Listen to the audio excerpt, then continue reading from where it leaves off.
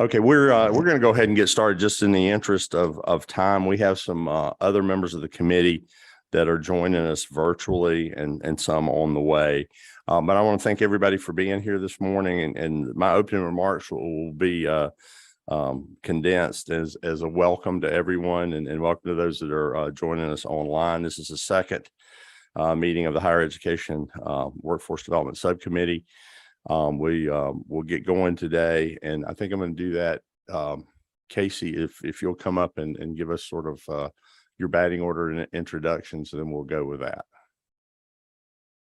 Thank you, Mr. Chairman and members of the committee. My name is Casey Tanner with the University System of Georgia. It's great to be with you, and we appreciate the conversation that the committee has already had and looking forward to sharing a few updates from the university system with you today.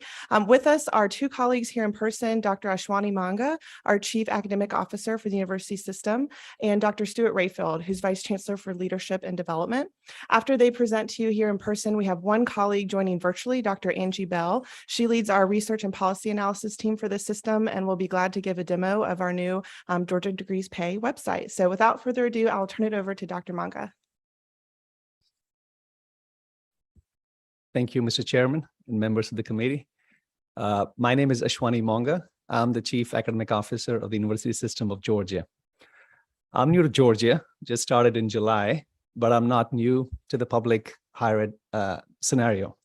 So I started as a business school professor in Texas, moved on to South Carolina, then New Jersey, and now to Georgia. And I can tell you that among all the places I've been at, there's no other place like Georgia where the state government, the higher ed, and our industry collaborate together to meet the workforce needs for our economy. And that's what attracted me to Georgia, especially under Chancellor Perdue, who has a laser focus on this aspect of the higher ed system.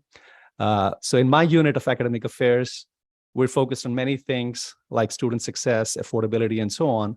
But particularly for today, I want to focus on a couple of things. One is on how we do academic programs, and Dr. Rayfield in a second will talk more about it, because our focus is specifically on how are we meeting the demand, how are we catering to high demand industries. And in fact, in my unit, we now have one vice chancellor who's specifically focused on academic innovations and looking at the supply-demand gap and how we can fill it. So I would request Dr. Rayfield to come here and give you some of her examples, but I can assure you that my unit of academic affairs is firmly focused in the same mission as you all are, which is how do we provide the workforce needs for the economy of Georgia. Thank you. Welcome, Dr. Rayfield. Thank you, Mr. Chairman and members of the committee. It's really an honor to be here today. I've got several slides I'm going to walk through, and I'm going to go fairly quick on them so we can get through and see if y'all have any questions. And hopefully I can get this to work. Let's see.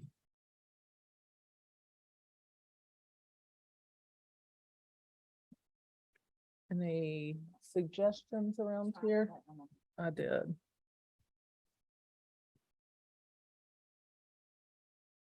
There we go. Thank you. All right, I want to start by just giving you an overview of what I'm going to talk about today. The first thing I'm going to talk about is how we manage our current academic portfolio across all of our 26 institutions, how we're supporting high demand careers through the development of playbooks and collaborative programs and courses. And finally, I'm really going to focus on how we approve new academic programs and the data that we use related to workforce as we approve those.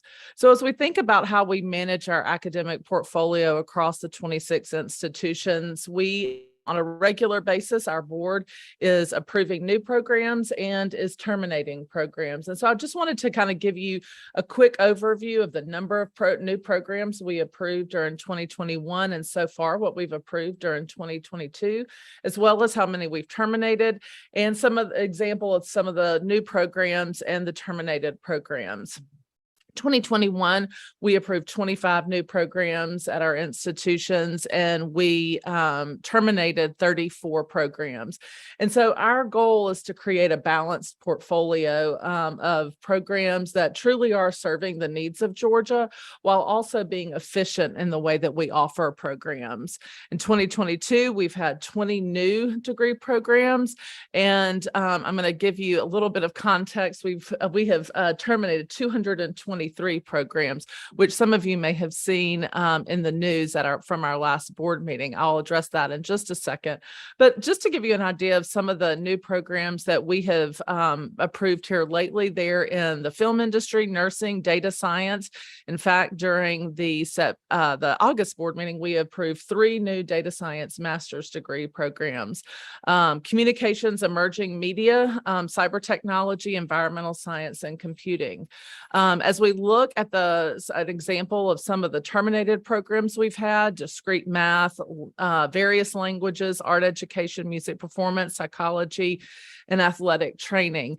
Athletic training is within the 223 degree programs. That's an example of one where the accreditation standards and expectations have changed. So we have terminated all of our bachelor's programs in athletic training because the new qualifications require a master's. So a lot of the new programs are master's degrees. Several of the terminations are our bachelor's degree. But when we look at the 223, there are a variety of reasons for which we terminated programs. But I want to make sure that for those of you who may have read a little bit about it, the full context, board policy, institutions come and notify us when they're going to deactivate a program. And so that means they're just going to stop enrolling students. And usually there are a couple of reasons why an institution would decide to deactivate a program. One would be it's low enrolled. The other is, just like I said before with athletic training, the degree program expectations will have changed for accreditation. And then sometimes it is a technical issue kind of on the back end. So we use CIP codes to determine what majors go with which programs. And sometimes it's just a simple matter of we need to change that code, but formally we have to terminate a program.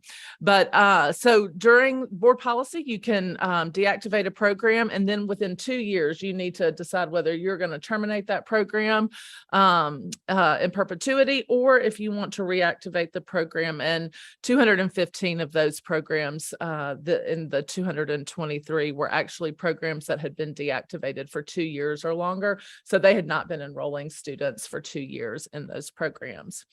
That gives you a little bit of insight in how we manage our current portfolio. I'll go into more detail around how we approve new programs.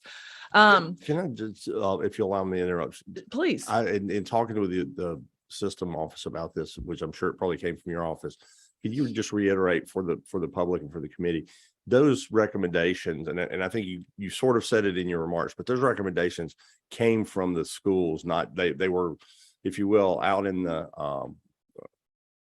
at the schools rather than dictated down from the central office. Absolutely. I mean, as you presented it, that's the way it sounded, but Yes. I just wanted to be very clear that this was It not an is. edict down from Yes. a central office. This was what was happening on the ground to fulfill the needs. Thank you. Absolutely. We had a cleanup effort. We sent those to all the degree programs that kind of fell. They'd been deactivated for 2 years or longer. And so we sent those to the institutions and they let us know which ones needed to be terminated. So absolutely. Thanks for that clarification. I appreciate that. One of the things, and Dr. Monga mentioned this, is we are working to support high demand careers through the development of some collaborative programs. So the Georgia Film Academy is an example. We have the FinTech Academy, and we also have eMajor, which has degree programs that are fully online in criminal justice, organizational leadership, cybersecurity, and a few others. We also have a set of collaborative courses, and I'm going to give a quick quick example on data science, but all of these programs allow us to leverage and scale what we're doing on one campus and make it available to other campuses. And so with the Georgia Film Academy, we have a set of instructors who are providing coursework for students across our institutions, as well as some TCSG institutions and a few private institutions. FinTech Academy, Georgia State is known to be a worldwide leader in FinTech. They have developed a set of courses along with Kennesaw, Middle Georgia State University that are online, and students, no matter where they're enrolled, have the ability to enroll in these courses. What this allows for us to do is take some of these highly specialized areas and have faculty who are well qualified to teach and open that up to students across institutions. Recently, data science has become a very important major and discipline for our state for workforce needs.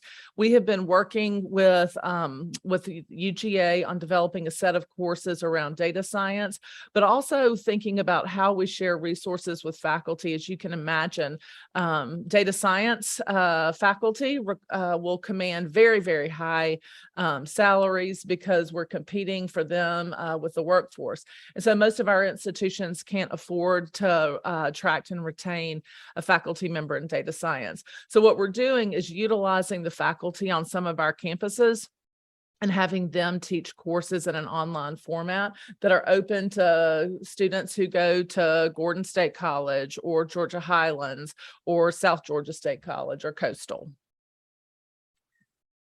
But I really want to spend the majority of my time today kind of walking through how we approve new programs. And I am working off of a slide deck that was put together by David Tanner. He did a presentation to our board during the September board meeting that really highlighted some of the data sources that we use when we are considering new academic programs in terms of labor force needs. So part of the USG's strategic plan is to improve the alignment of our degree programs with industry demands and focus on our community needs and talent. And in our new academic proposal form, we have 5 questions that specifically relate to workforce demand. And so you'll see up there, the questions are: what is the job outlook for the related occupations? How do the programs address the workforce needs? What institutions offer similar degrees so that we are not duplicating whenever possible? What competencies are associated with those related occupations, and what are the typical earnings 5 years post-graduation? So I'm just going to briefly show you how we answer these questions, but I also want to be clear that we use these sets of data that I'm about to show you, but we also know that it is very important for us to be in regular conversation with industry, because the labor force data is projecting what we think might happen in the future, but actually being in conversation with our industry partners allows us to understand the nuances and the specifications of what those workforce needs may be. And then, of course, economic development. They know what's coming around the corner and what degree programs may be necessary. So I don't expect you to be able to read what's up there, but I do want to show you, we use the Georgia Department of Labor occupation projections, and this allows us really to see what is the growth trajectory of certain occupations over the next 10 years. And if you look on, if your eyes are good enough to see on this slide, the film industry, film and video editors are one of the highest demand and fastest growing. The percent change over the next 10 years is expected to be about 44%. And so you will note that many of our institutions in the past 2 years have developed new film courses, and it's directly tied to workforce needs.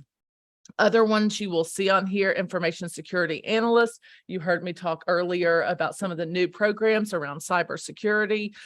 Set and exhibit designers, again, that is also with the film industry. Financial managers, software developers, and applications. But this is the data that we're looking for, and we're looking for significant growth over the next 10 years when we look at new programs.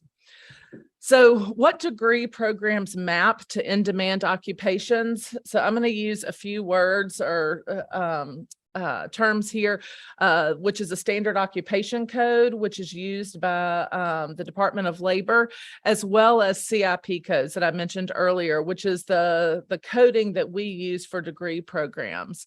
And what you can see here is that for data scientists, just as an example, in that occupation code, there are 35 degree programs that align with that as a workforce, as an occupation.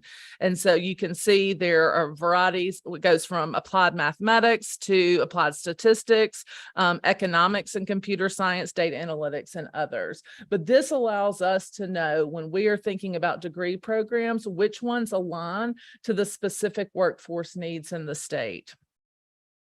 The third question that we answer is, what other institutions offer this degree? So I'm using data science as kind of an example as we run through these slides.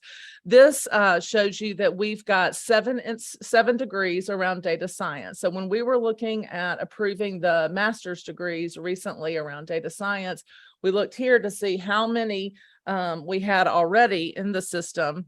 And then the next slide shows you, this is kind of where you can see where those are located and the density of the enrollment. So the bigger the circle on the screen, the more enrollment that they have.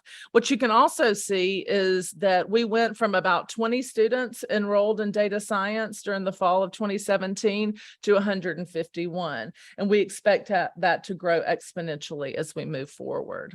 But that's how we try to answer the question of what's the demand that's out there, where do we have programs and enrollment to see if there really is a need.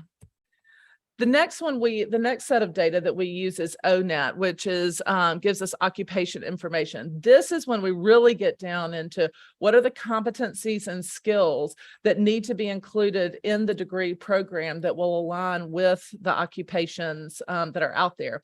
So again, using data science as an example, you can see that it tells the faculty as they're developing their curriculum, the types of tasks and the work activities, ultimately what those competencies are going to be for people who are in that profession. These can actually align perfectly with program student learning outcomes.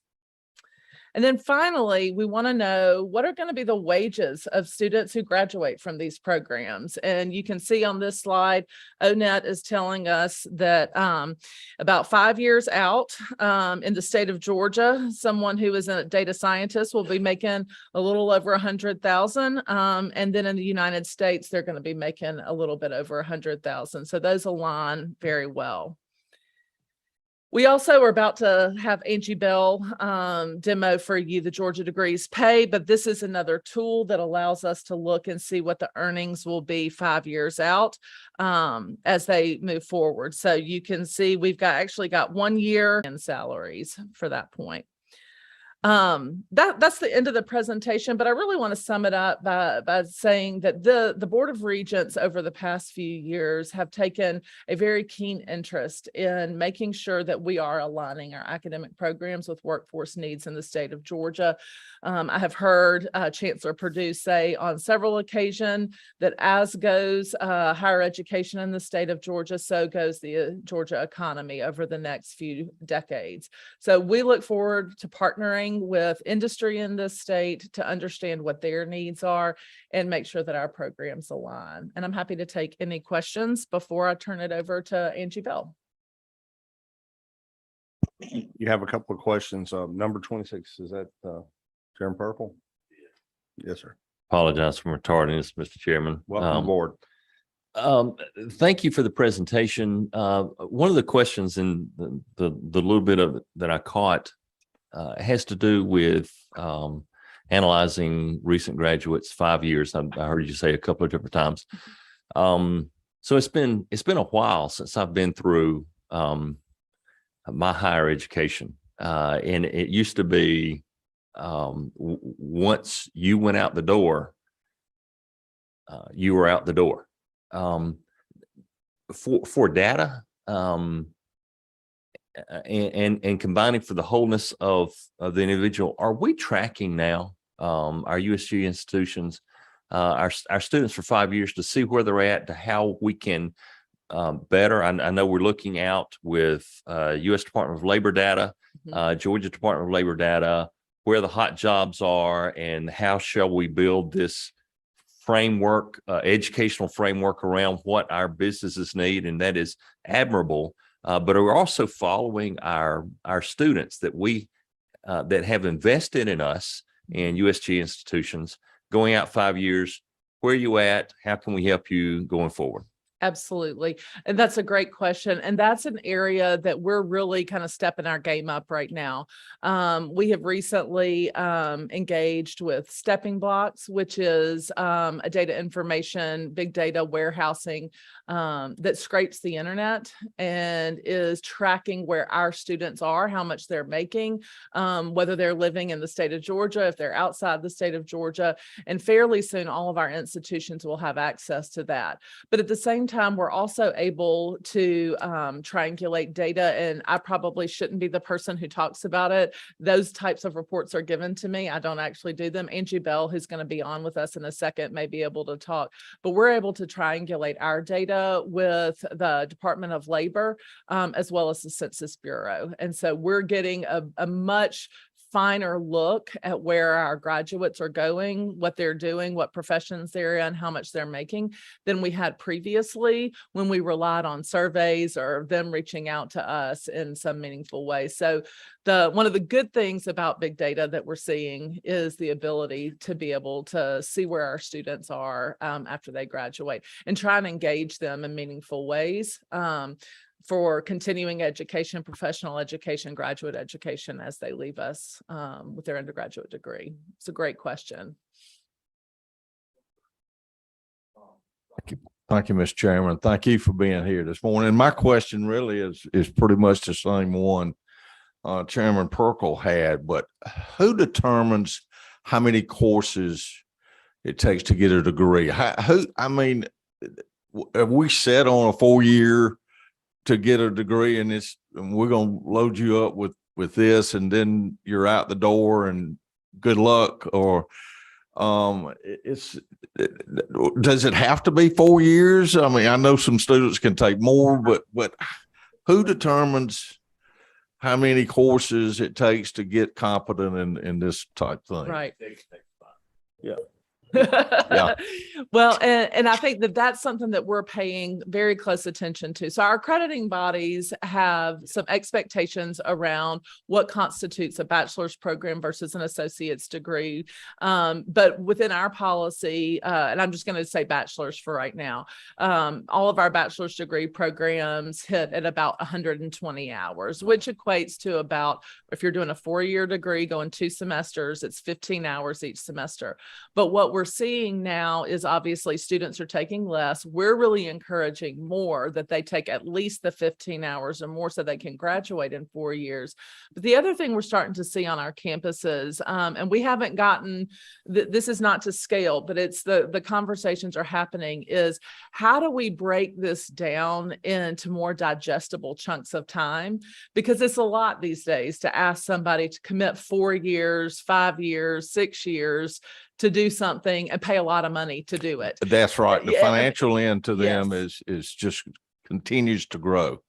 It does. And we have tried to be very mindful, and it has been a focus and a priority for the board to keep tuition rates very low. We have had minimal increases to tuition over the past 7 years, but really also looking at the fees. We're so thankful for the ability to get rid of the special institutional fee, which will actually, we're going to be one of the only systems in the country that lowers the cost of tuition and fees to students this year. And so we're really excited about it. But it doesn't matter how much we lower it, it's still a great expense. And so our goal is to figure out, how do the students want to come to us, and in what chunks are they willing to take in their courses? So whereas we have a 16-week semester now, and that constitutes, the fall or the spring semester, how do we break that down into potentially 4-week mini terms, 8-week sessions, so that students can have a little bit more flexibility, and it will allow them to graduate in a shorter period of time. Thank you. Certainly. Back to Chairman Perkins. Thank you, Mr. Chairman. One thing you just mentioned, students taking less. Why? When I was in school, I would take at Georgia Tech, might have 7 courses because my cost per course goes down the more courses you have. Of course, I was an economist, but and I wanted to get out as quick as I could. Why? What's the reason they're taking less? There's a couple of reasons. There's probably a 1,000 reasons why they're taking less, but I can think of probably 2 or 3 that are probably high on the list. First of all, students, especially when they start, they want to make sure they get off to a good start. And so they believe that if they take 12 hours, that might help them be more successful. The data does not show that to be the case, but that's what's in their mind. And that was the mindset. I know when I was in school, everybody was like, don't take too many because you don't want to, get it back. Don't overwhelm yourself, especially those first couple of years. I think it's a mindset that we're really trying to change by showing them that the more hours you take, 15 is a sweet spot, not only to stay on track to graduate, but it's also student success measures and outcomes are good there. The other thing is a lot of our students are working full-time, part-time, and they don't have the ability to take 15 hours because they're working to be able to pay to go in school, or they have family obligations. So they may have some other obligations outside of attending college that require them to take fewer hours. Think that we don't have any more questions. I want to I'll Mr. make a comment and Okay. not even try to phrase it in the form of a question. But both these gentlemen have brought up some interesting points about, how we decide to do it. I say again, I think I said at the first meeting, I think if, there was not anything good about the COVID, pandemic, but if you glean something that we learned from it that we could improve on is that everybody doesn't want to buy the college experience. Some people just want to buy an education. And some people want to do what Chairman Perkle did, economist or otherwise, they want to move through. And I'm going to step on the third rail of educational state politics when I mention hope. But I think some of the students are careful as they take their courses because they don't want to lose hope because it's 3.0. Further, I think some people that get close to that might be, I'll use the gentleman's institution at Georgia Tech, that might be pursuing a more difficult degree at Georgia Tech, one that we need in the workforce, get close to losing hope and they can't otherwise stay in school. So they change degree paths to, I won't use the word dumb that down. Oh, wait a minute, I just did. But to make it an easier degree in order to keep hope. So I only say that to say this is, if we identify those things are going on, but these students are being successful. I mean, I'm fairly certain if you graduate, give me what's a tough degree at Georgia Tech, and don't say all of them. I mean, what's the toughest degree at Georgia? I would say Tech? all the engineering. Double A. Or so if you need to be one, I would venture a guess that if you graduate from Georgia Tech with a 2.9, in that degree, you're probably going to get a nice job somewhere. So I would only suggest that if we're throwing the Big Ten over all the pieces that we can look for to improve the workforce and improve availability of people in specific, silos in that workforce, that we take a look at that. And I know there's a lot of moving parts, when one does that. And then the second thing, we mentioned last year during session that I always get this backwards. It's either Western Governors or Governors Western University out there that they put together as an all online thing because people are more spread out in the West than they are here. Is they have a concept of people can move at their own pace, both within within the class and within the whole degree program.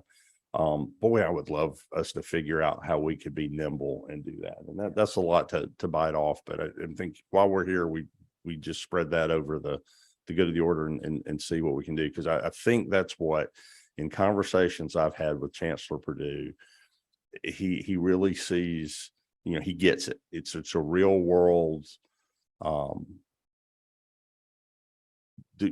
workforce that we're trying to prepare for. We need to have a real world educational thing, and that's not to say that we don't, but you can always get better at it. So with that, thank you for coming. I think you've given us a lot of things to talk about, and I think we did have another question, but we're running behind. I don't know who it was, but we'll get, if you'll type that in, if you got a question online, we'll try to get back to it before we, if we have some time when we finish here at 9:20.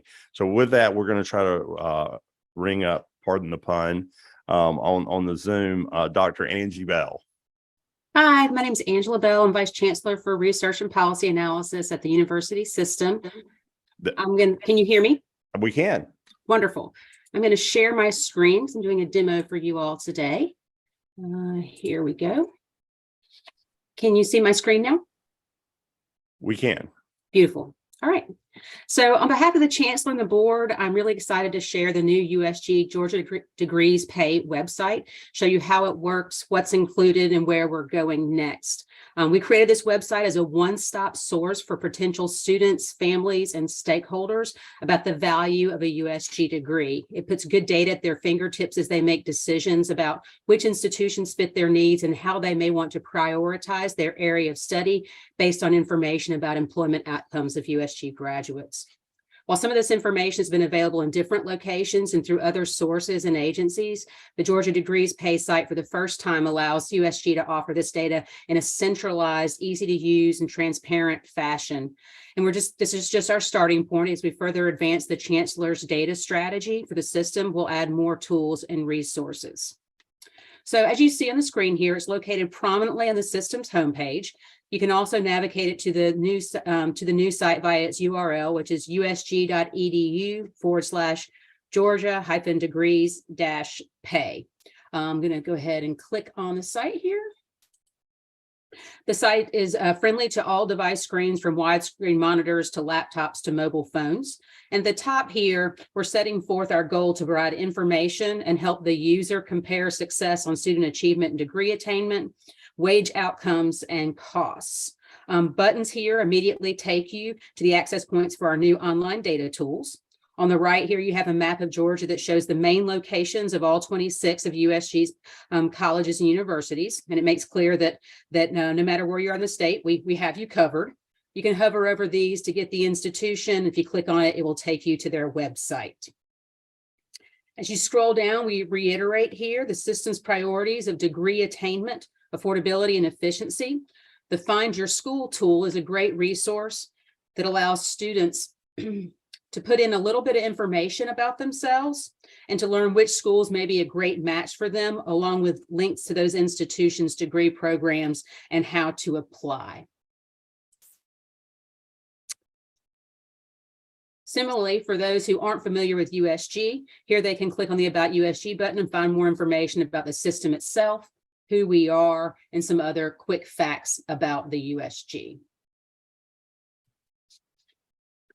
Back to the main page and scrolling down, we have photos of USG students, faculty, and alumni, and then information about each of the new data comparison tools that we've created.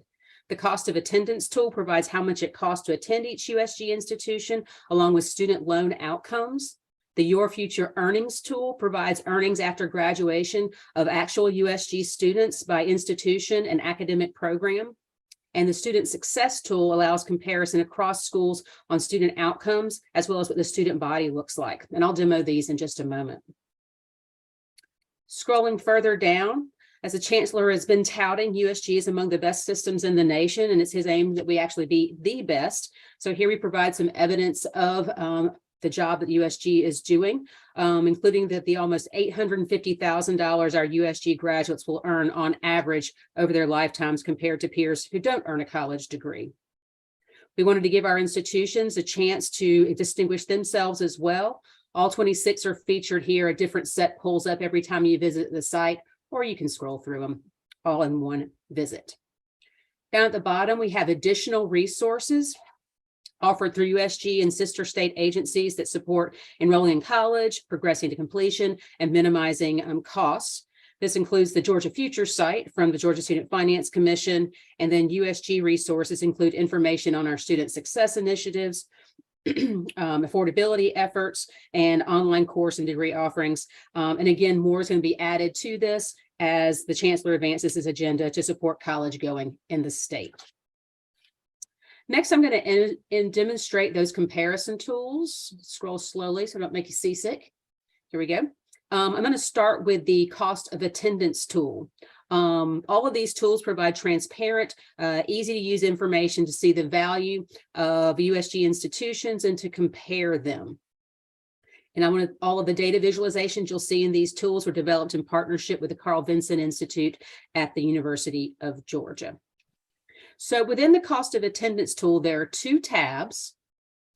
By the way, all of our tools have the same general look at the top. This is our branding for our comparison tools. So here we have within this cost of attendance tool, there are 2 tabs, one for in-state and out-of-state cost of attendance and one for student loan outcomes. On the left of each of these is a general question that a student or their family member might ask. Here, what's the annual cost for students? The next column contains what the actual data point is, and you can hover over for details. Here we're showing in-state costs. In the top row, tuition and mandatory fees. In the next row, the total cost of attendance, which adds in room and board and books and supplies. The next row is average grants and scholarships received at that institution. And then the net price, the total cost of attendance minus that average grants and scholarships. Then below that is a link to the selected institution's own net price calculator, which allows a student to enter some information about themselves and get a more personalized net cost of attendance. So the next 2 columns contain the data for the college or university that's selected at the top. Note this tooltip here on which schools to compare. We advise that comparisons are most meaningful between institutions of the same type and provide a list of our USG schools by the USG sectors. I'm going to select Georgia Southern University and Kennesaw State University, and you'll see the data updates. Those will carry over as I transition over to the Student Loan Outcomes tab. So now I'm seeing in the first 2 lines, the percent of students who borrow each year and the average amount borrowed each year. Then in the next 2 rows, you see the percent of bachelor's degree recipients at that school that have any debt when they graduate and the average amount. In the next row, the average amount among those who have debt. And the next row is debt for associate recipients for those institutions that offer 2-year degrees. At Georgia Southern, I get this NR, not reported, to protect privacy when there are too few associate borrowers. And on the right, I get not applicable because Kennesaw doesn't offer associate programs. One of our next directions in this cost of attendance tool will be creating a tool that shows the cost for how the cost of degree varies by time to degree, depending on how many hours a student takes, and including within that foregone earnings of taking extra years to graduate. Let's go to the student success tool. As I said, it has a similar look and the functionality is similar. The first tab provides an undergraduate student profile. It includes the number of undergraduates, percent that are full-time, living on campus, and pursuing different degree levels, as well as some demographic and selectivity data. The other tabs in this tool provide information on student success outcomes, like the percent of freshmen who persist to a second year, and those as well as the percent who graduate. On the last tab, you get the percent of students who receive the Hope Scholarship and the percent who retain it after the first year and all the way to graduation. I want to spend a little more time on the Your Future Earnings tool. We've never offered something like this on our website before. And we're excited about the information it provides to support college and career decisions. Earlier this year, we made a tool available to campus personnel to explore wage outcomes and industry outcomes for USG graduates by academic program to be used in program assessment, advocacy, and advising. And that tool uses data from the Georgia Awards longitudinal data system that's managed by the Governor's Office of Student Achievement. We use that data to create these tools. Well, now we've created a streamlined version of those tools for students, families, and stakeholders to have transparent information about the average earnings of real USG graduates 1, 5, and 10 years after graduation. Of course, a degree may be worth more to a student and their career than what's reflected in wage outcomes, that can be summed up in dollars, but this is some tangible information that gives students a real sense what they can earn to help inform their decision. The About tab Notes that the tool's purpose is to help students and families make informed decisions about the value of college, and a caveat that because USG institutions differ in important ways that shape graduate wages, comparisons are most meaningful again within our sectors. The How It Works tab provides information on what's included, that is earnings for graduates found working in Georgia 1, 5, and 10 years after graduation. And then the data drop down provides the fine print, including where the data comes from, the Governor's Office of Student Achievement. Let's go to the earnings after graduation tile. It focuses on earnings for one program at one college or university. All the tiles in this tool have a similar look with instructions up at the top left, selection boxes going down the left here for the academic program, the degree level, and then the institution. And again, we provide the ability to see that list of institutions by sector. You can scroll to make selections or you can type in your selection in the search bar. In the top on this page, the text dynamically reflects what you select to enhance accessibility for those who may be viewing who have visual limitations. The chart is showing at median earnings 1, 5, and 10 years after graduation. Let's say I select over here accounting, and I leave it on the default of bachelor's degrees, and let's say look at Augusta University. And my data adjusts. And the text at the top reflects that the median salary for graduates completing a bachelor program in accounting from Augusta is $40,200 1 year after graduation, about $47,000 5 years after graduation, and $53,000 10 years after graduation. If I hover over the bars, I get what my selections are, plus a description of the academic program. Then over here on the left, I can navigate to the new tile. Let's go to the compare earnings between majors, which provides the ability to select multiple majors within an institution and gives the low, median, and high range of earnings for a selected year after graduation. Let's say I deselect all majors. In addition to accounting, I want to know about advertising. I'm going to leave this at a bachelor's degree and all USG institutions in 1 year after graduation. I can see over here on the right that the earnings for accounting graduates on the left at the low, median, and high range of salaries are higher than for advertising. If I switch to 10 years out though, notice the scale changed. If I switch to 10 years, both fields' earnings increase considerably. The median middle bar for accounting here in the middle increased from about 43,000 to about 64,000. Advertising, however, increased even more from about 36,000 at 1 year out to 79,000 in year 10. This long-term view is really critical for our students' decision makings. The Compare Between School tab provides an easy way to see how median earnings for a particular academic program compare across institutions.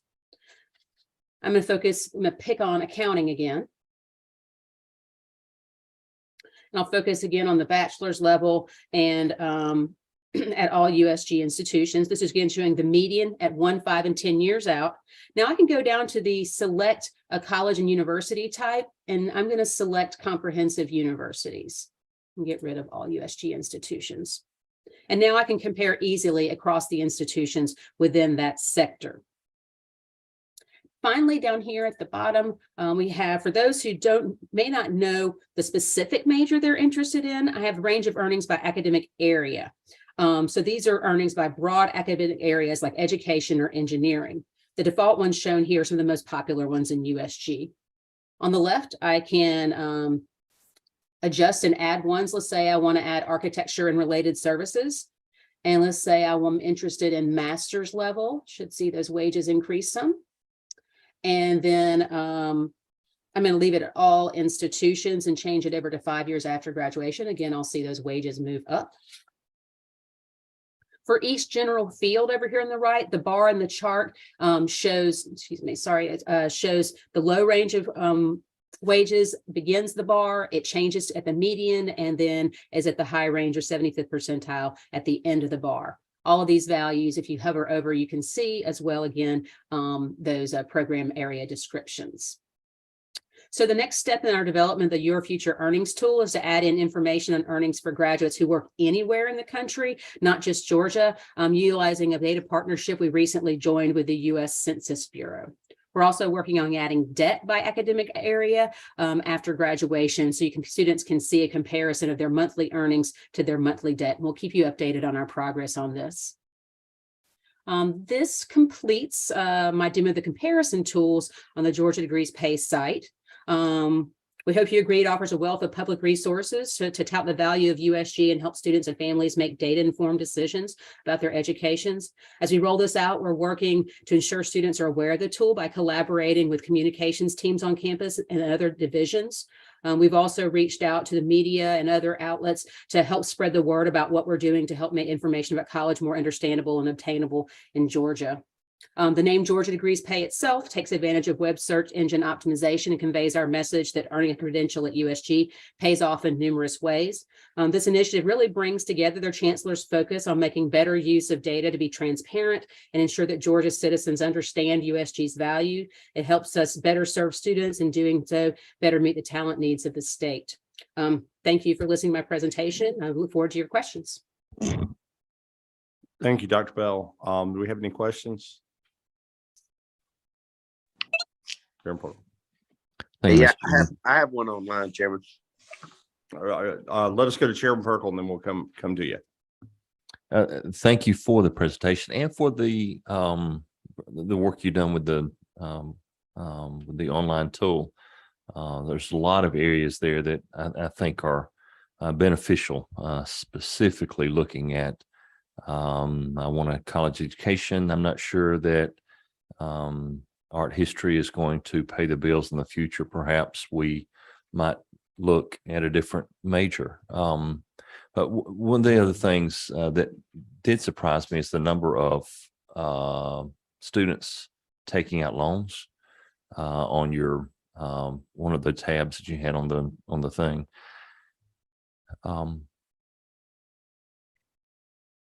The whole website, the tool that you provides an educational framework for us to make an informed decision, for students to make an informed decision about by future earnings, by institution, by 5 and 10 years.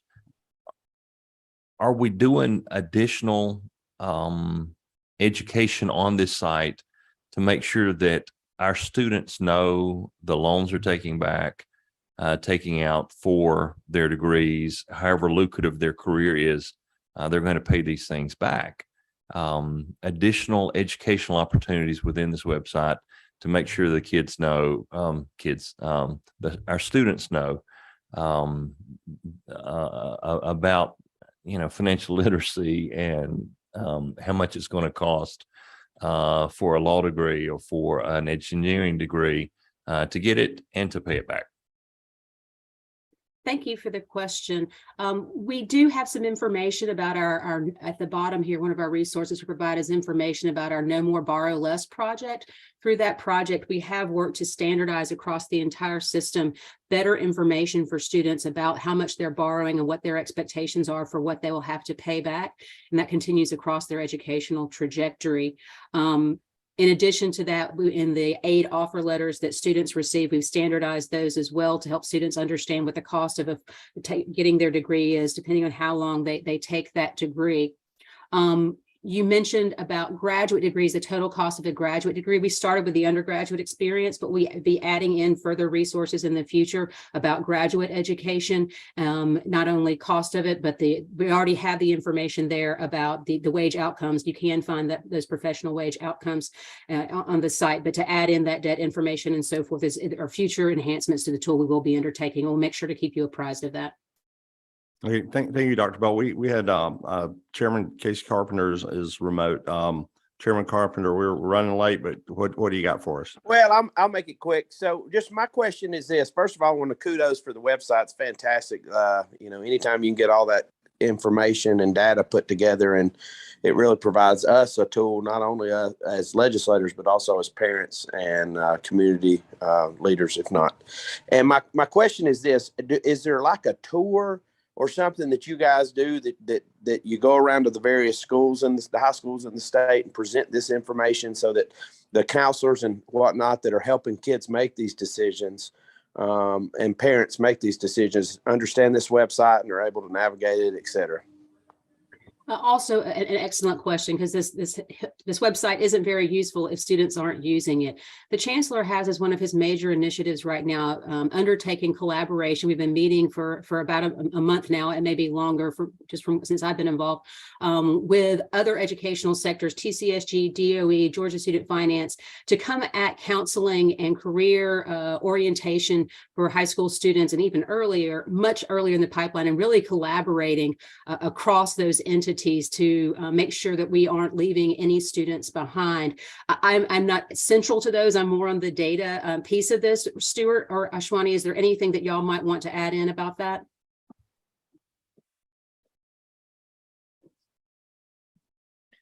Yeah, we've actually got several of our partners here today, and looking forward to figuring out how we can navigate through this and we've been talking about 7th, 8th grade on, to make sure that these tools become everybody's go-to when they're thinking about what they're going to do post secondary education. Okay. Well, thank you. I'm going to kind of wind this up if I can by saying this. I love the website. Being an old computer guy, I would say the only thing I would do is spend $13 and get a shorter URL that redirects to it. And I don't know, it's just a thought. I mean, get something sort of hip for the millennial generation that they might like to GoSaveMoney.com or something to do it. But yeah, the website's great. The last thing I would to wrap us up, I think what you just said, going into 7th and 8th grade. I was in Denver earlier this summer, and there's studies that have been done that students make their decision, and by 9th grade, of whether they think they can be successful based on their academic situation, their financial situation. They kind of get their head pointed into what I can and can't be when I grow up. And so it's really important to let them know that. So I'm glad to hear that. And the only other thing is, she was great going through the site here. I'd develop a Georgia Degrees Pay 101 and make it available to DOE. I mean, maybe that's, in part to do it. And the last thing, because you always want more, right? The last thing is just take this and what Chairman Perkle said, finish it out by essentially letting somebody build a pro forma for a new business. I mean, they're going to college, they're starting a new career, that they're educational investment is their base cost to start the business, and just put a P&L form together. I mean, you've got the expense part of it in there, and you've got the income part of it. Just do it longitudinally over time. You kind of know what the federal loans, student loans are going to cost and how they're going to be paid back. Let them plug their numbers in and just show them what the P&L looks like. If they were going to take themselves public, would somebody invest in them? Because they would do that. It's a great thing. And Dr. Bell, I thank you for being with us remote. I suspect you have probably earned your way into another invitation out to some representative districts to do this to their respective boards of education. So I really appreciate it, and look forward to talking to you again. Thank you. We'll move along now. We are a bit behind. We have TCSG, and Mark, are you guys gonna tag team? What you got going for us this morning? We're going to tag team, but we'll also try to make sure we stay focused. Yep. On the flash drive. Things finicky today. Spin around here.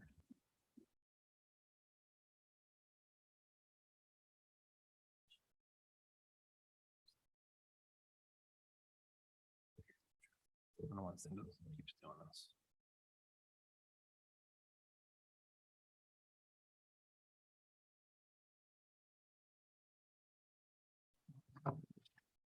Sorry.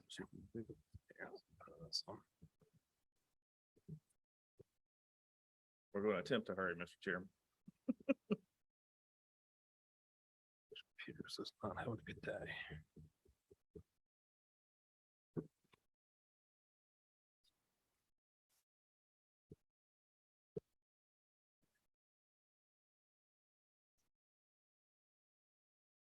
Wasn't it? It's right here. Yeah. So was a power, right? Okay. Sorry, PDF. That's the one we have. You might have to scroll it. It's the one we received. Oh, okay. All right. What we sent over. Sorry. Here. I think you grabbed my notes there.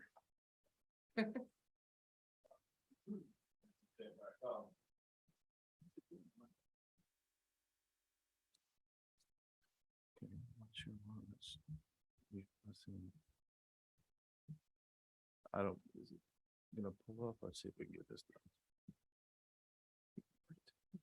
I don't know.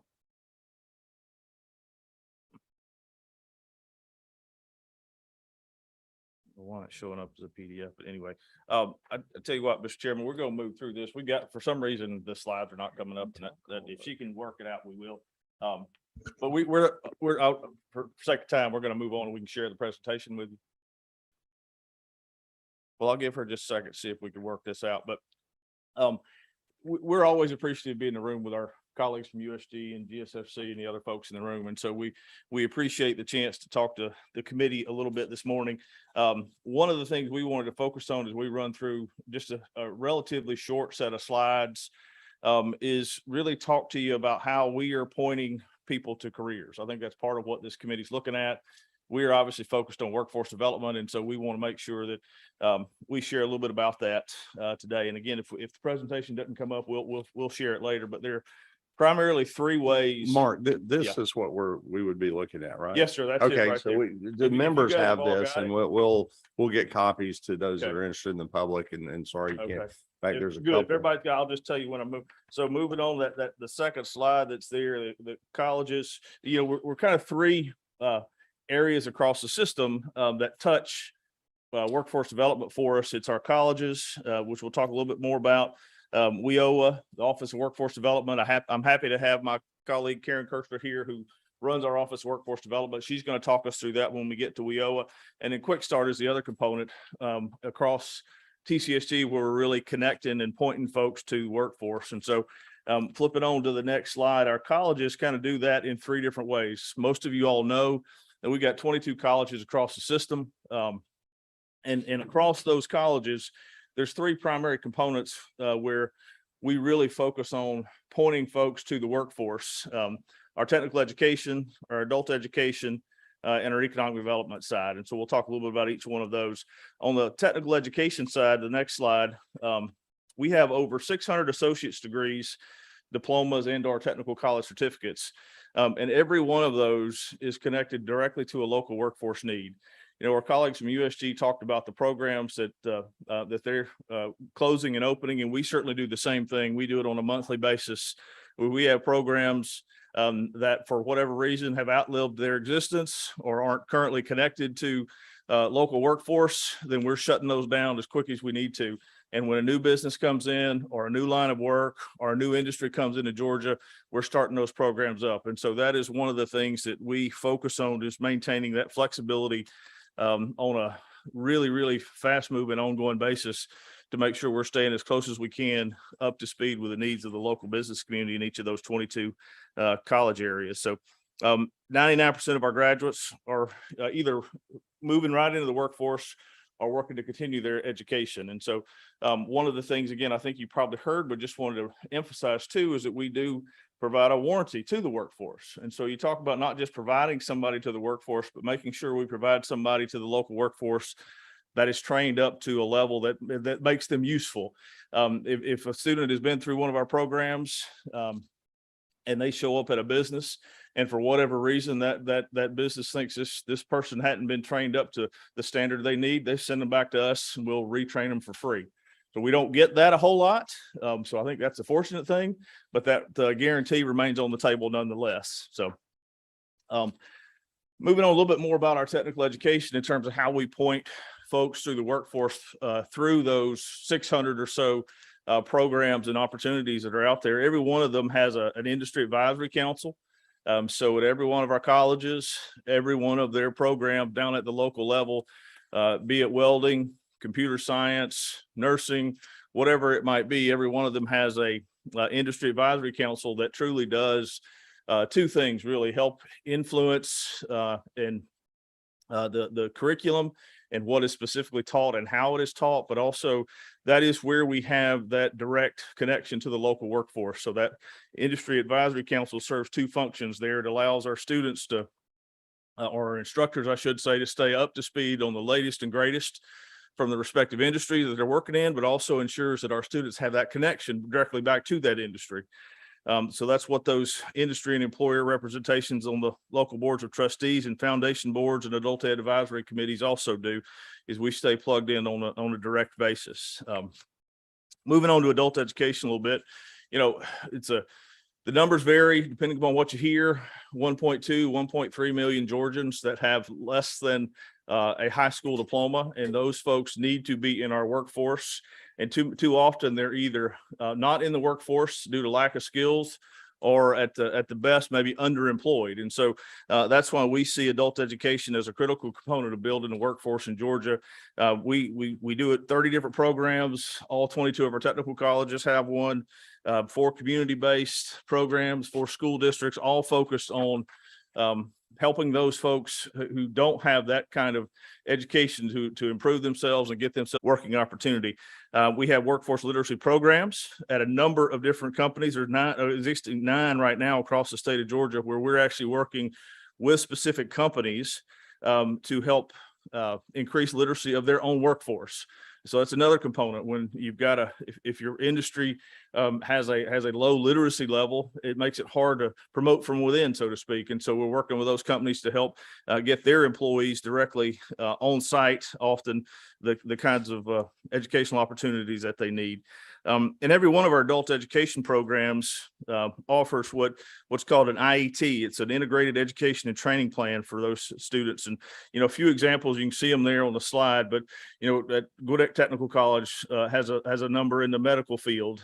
All of those, and I won't go through all of those for sake of time, but those are all opportunities that as a student is getting their high school credential through or their high school equivalency, they're directly tied into and working in that skill set in that field already. We do the same thing in a number of different correctional settings. So, you know, when you think about that population that is going to re-enter our workforce at some point in time, once they've paid whatever their service is to the state, we're working already in correctional institutions all over the state to do the same thing, to help make sure that as those folks head out and head back into society, that they've got a set of skills that will get them to plug into the workforce. So, and again, some examples of there: welding and fast track manufacturing, and forklift certification, and a whole slew of other things in the correctional institutions that we're helping ensure that as those folks move out, they've got a marketable skill. So moving on a little bit more to the economic development side, that is really, it's short-term programs. They typically lead to an employer or an industry recognized credential, and they're really focused on specific needs of specific businesses. So someone comes to their local college and said, I have this need. I've got a set of existing employees. I need them to go from this skill set level to this skill set level. Or, you know, I brought in a new line of business and now I've got a need for forklift certifications in my business, or whatever it might be.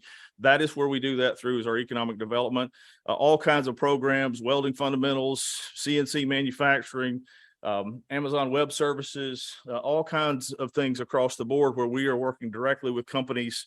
You see the next slide, the customized training, just in time, just enough training to help existing employees reskill or retool or upskill themselves to make sure that they continue to be viable in their existing organizations. You know, we work with probably a little over 2,500 companies. The number there is a little bit, I think we transposed the number, but it's about 83,000 folks that we worked with and trained over the course of the last year, just in economic development alone. And so again, all of those are direct examples of how we're pointing folks either to an existing workforce opportunity, or we're helping them in their existing workforce opportunity to upskill themselves so that they continue to have the skills they need to be employable in the future. The last piece I'll touch on is Quick Start. I think most of us know what Quick Start is here in the state of Georgia. Has been one of, if not the leading economic development tool across the nation in training, workforce training system across the nation for the last, you name the number of years, 10, 15 years. And so Quick Start does a tremendous job. And I think if you think Hyundai, you think Kia, you think Rivian coming in, plus all kinds of other options that are coming into the state. Quick Start is the state's focal point for training that initial set of employees. But it is also where we work specifically with a local technical college in that footprint of whatever business it is. Think about Kia when they came to town 10, 12 years ago. It was Quick Start that trained all their initial employees. But Quick Start also helped transition a lot of that training after the fact over to, in this case, West Georgia Technical College, to be able to continue the workforce for Kia. And as they have additional needs and retention needs over the years, that's what that Quick Start transition, that Quick Start coordination with our colleges and with our local workforce development agencies is for. And so I'm going to pass this on to Karen here, but that's really a quick picture of how our colleges, Quick Start, and as Karen begins to talk to you about our WIOA group, but we're all of those pieces come together to help focus and point folks to careers across the state of Georgia in a very real sense. So I'll hand it over to Karen, let her talk about workforce development. Well, good morning and thanks for having us. So if you look at slide 12, we kind of wanted to talk about, just our ecosystem, our workforce ecosystem. So Mark really focused on how the colleges are tied into local employment needs and working with industry, business and industry. So I'm really going to talk to you about how workforce, if you look at slide 13, kind of ties into the work that the colleges do and everything kind of aligns, or at least we're working to that end. That's the goal. So we have 19 workforce areas. And while the state of Georgia receives, this year, we got about $63 million in formula funding for WIOA Title I services. The vast majority of those funds go to the local areas and is administered by the local workforce boards. If you look at slide 14, so our focus is in working with the local workforce areas to make sure that how they're administering those funds is in compliance and supporting them with technical assistance and, kind of making connections, connecting the dots, and just any kind of support, leveraging resources at the state level, be it data resources and things like that, anything that we can do at the state level to facilitate the work at the local level. We also administer sector partnership grants that go to the local areas. And these grants are to help the local areas build out strategies around talent pipeline development. So they're coordinating with emerging industry or existing industry that has a huge need to develop specific strategies around how to get people into the workforce for that particular industry. We also administered disaster recovery grants. So we got a COVID DWG, dislocated worker grant. That was about $24 million that we administered to the local areas. And we just found out yesterday that we received another dislocated worker grant. And this particular grant's focused on kind of really working with strategic populations, think individuals who are returning citizens, basic skills deficient and so forth, but it's going to provide some incentives to employers who are hiring those individuals. So we're excited about rolling that grant out. Next slide, if you want to look at apprenticeships. So our office is a primary apprenticeship office in Georgia. We facilitate and provide technical assistance to employers and to the colleges in administering and developing and implementing registered apprenticeships. So when we talk about apprenticeships in the workforce development, in the Office of Workforce Development, we're talking specifically USDOL registered apprenticeships. And our role in the state office is to provide technical assistance, support the colleges.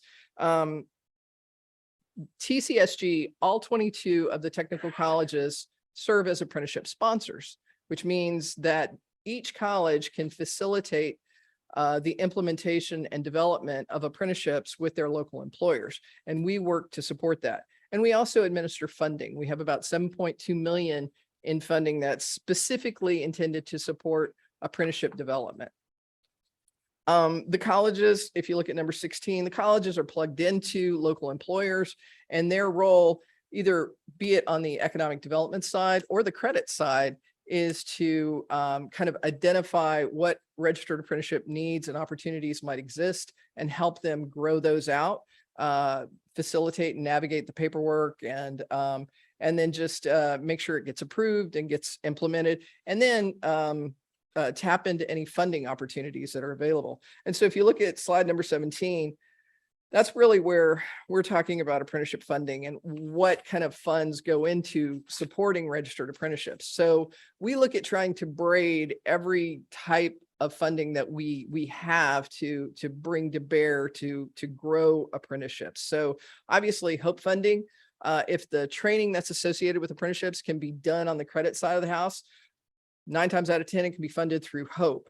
But we can also use our grant funding to offset additional costs like gaps in funding that might exist as a result of not enough HOPE funds, be it for books or fees or equipment, personal protective equipment, and so forth. But many times apprenticeships are run on the non-credit side of the house as well. So HOPE can't apply there. So our grant funding that we have, right now we have 4.2 million in it was negative. It's CARES fund money. It's negative economic recovery funds. And we wrote an application for apprenticeships for economic recovery. We received 4.2 million for that. Those funds will entirely support training for apprentices, books, equipment, those sorts of things. We also have a federal grant, apprenticeships for state expansion grant, and that's been about 1.8 million. Again, that's used to offset the cost of training associated with apprenticeships. And we're also rolling out the High Demand Career Initiative. You all were gracious enough to pass some legislation for us last year that appropriated 1.2 million towards this. We're going to have our first round of awards. This incentivizes employers to establish and grow apprenticeships. And so we're excited about that. You'll see a lot more press and a lot more information coming out about that in the next week or so.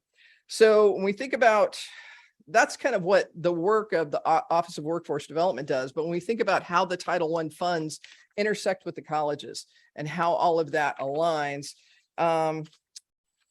the local workforce development areas who are responsible for administering most of the Title I funds, they intersect with the colleges in many, many ways. And so I just kind of wanted to clarify that, that integration and how that looks. So if you look at slide 19, when we talk about adult ed, so adult ed is a WIOA core partner.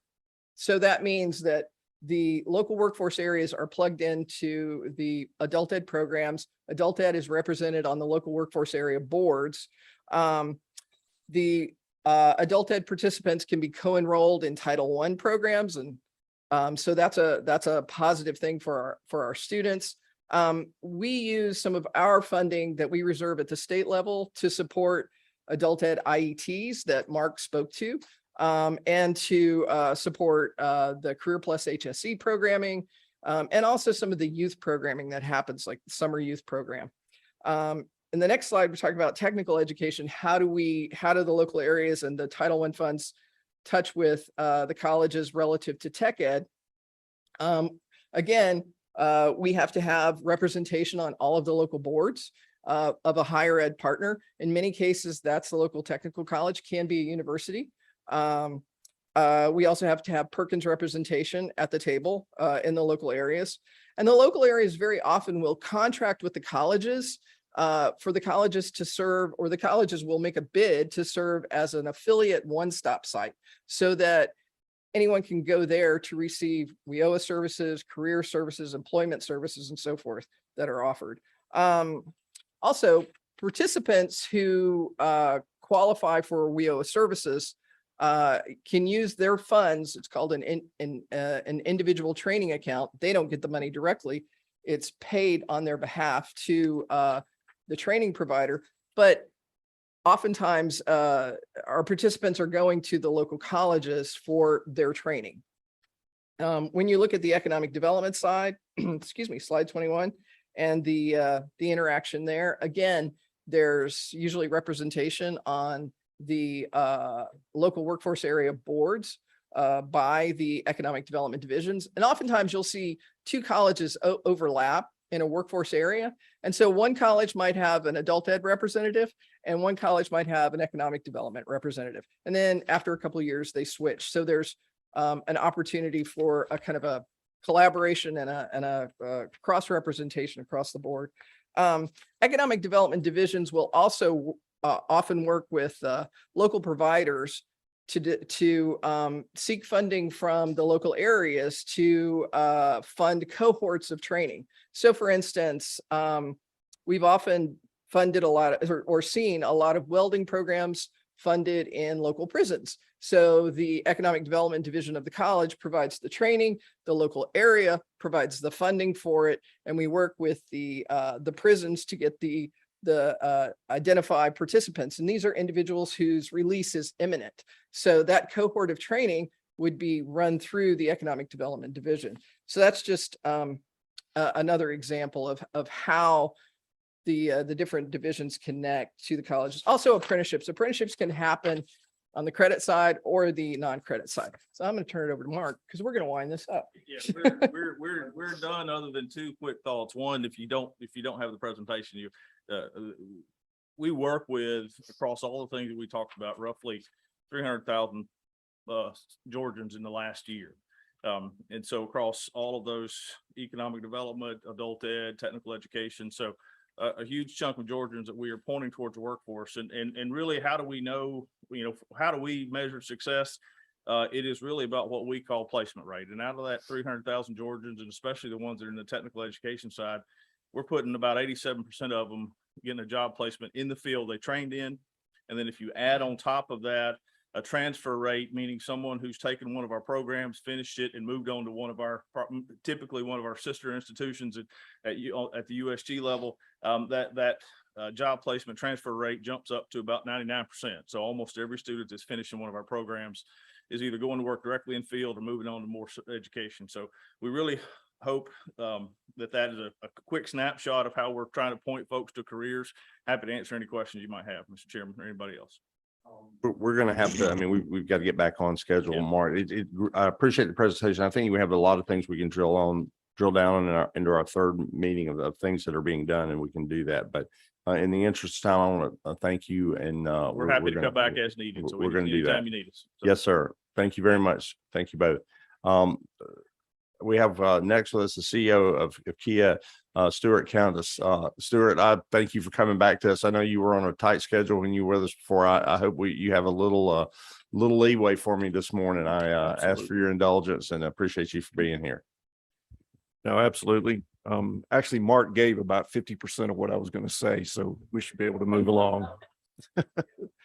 Well, that just tells you the partnership that we have. But good morning, Mr. Chairman and the members of the committee. Again, my name is Stuart Countess. I'm the president and CEO of the Kia Georgia plant located in West Point. As I mentioned in our previous meeting, our company is appreciative of the opportunity to engage in the discussion of workforce development. The landscape of manufacturing technology in the state of Georgia is changing and evolving quickly. In my industry alone, the state has made two major announcements of electric vehicle manufacturing facilities being built in the state of Georgia. I'm sure you're aware of the new 16,000 jobs that this will require at a minimum to support these particular operations. These are great career opportunities for Georgians, but they also highlight the growing need to prepare the Georgia workforce to fill those open positions. A few weeks ago, I explained some of the operational details of our company, our workforce, and spoke of the challenges that we've experienced and continue to experience with the available workforce. I also offered some opinions and commitment on behalf of Kia Georgia to work with the appropriate state departments and agencies to promote these suggestions. As part of the invitation today, I've been asked to share details of what activities and initiatives have been executed to overcome our hiring challenges, and specifically outline what has been effective and those that have not been. During the past 15 years of hiring and training Kia Georgia team members, we have had specific priorities and requirements for the people we are seeking to work within our facility. As an automotive manufacturer, we have a wide variety of industrial responsibilities that range from the basic assembly functions to robot programming and the operations of automated equipment. We have specialists in packaging and logistics, safety and environmental disciplines, and technical experts tasked to maintain and improve the performance of our distinct types of equipment. We also have industrial technology experts that are tasked with assuring that Kia's high-quality expectations are designed into components and the processes required to build the product coming out of our facility. Simply put, we are a complex advanced manufacturing facility that requires a broad set of skills and capabilities to remain both productive and competitive in one of the most aggressive markets in our country. We recognized early in our operation that the workforce development would be a growing need as we watched our industry and other manufacturers locating near our facility. For this reason, we proactively engaged with our educational system to introduce advanced manufacturing to students. Our focus on education starts well before students are actively making career choices. Since 2012, we have partnered with the SAE Foundation to provide STEM-based education to elementary and middle school students through a program called A World in Motion, or also known as AWIM. AWIM provides a series of hands-on experiments that develop critical thinking skills and problem-solving skills that they experience with their cohorts. But it also provides for a team-based approach to continuous improvement concepts that also hone the soft skills necessary to work productively with others. Over 85,000 children from the kindergarten through 8th grade in 5 different school systems have had the opportunity to participate in the AWIM program to date. I invite each of you to visit the state jet toy competition, where teams of young men and women compete with their counterparts to determine which group can provide the best results of their experimental project. Building excitement in a school project is easy to do, but generating interest in advanced manufacturing for career choice presents a whole nother set of challenges. We had to find a way to present our manufacturing opportunities to high school students that would soon be entering the workforce. We found that we were not alone in our struggle to attract new talent, especially candidates with the technical skills and or aptitude we were seeking, as other manufacturers were also experiencing similar concerns. Discussions with county leaders and school system officials led to the initiative to form a college and career academy that offered courses in a variety of career paths. This concept provides a means for the private sector to work with the educational system to develop courses that represent the vocational opportunities of the program. Also focuses on the latent soft skills that may not have been a factor in traditional classroom setting. The so-called soft skills include professional behavior, punctuality, conflict avoidance, resolution, working inside a team, just to name a few. The operational model of the College and Career Academy presents an introductory dimension of each career field while adding the elements of occupational expectations of personal responsibility and professionalism. Students' grades are impacted by their personal behaviors in a professional environment, as well as traditional classroom functions. Working with our local Think Academy, we supported and funded students' participation in the Think Expeditions program that provides work-based learning opportunities for high school students. Once accepted and approved for the program, students are placed in closely monitored assignments working with subject matter experts.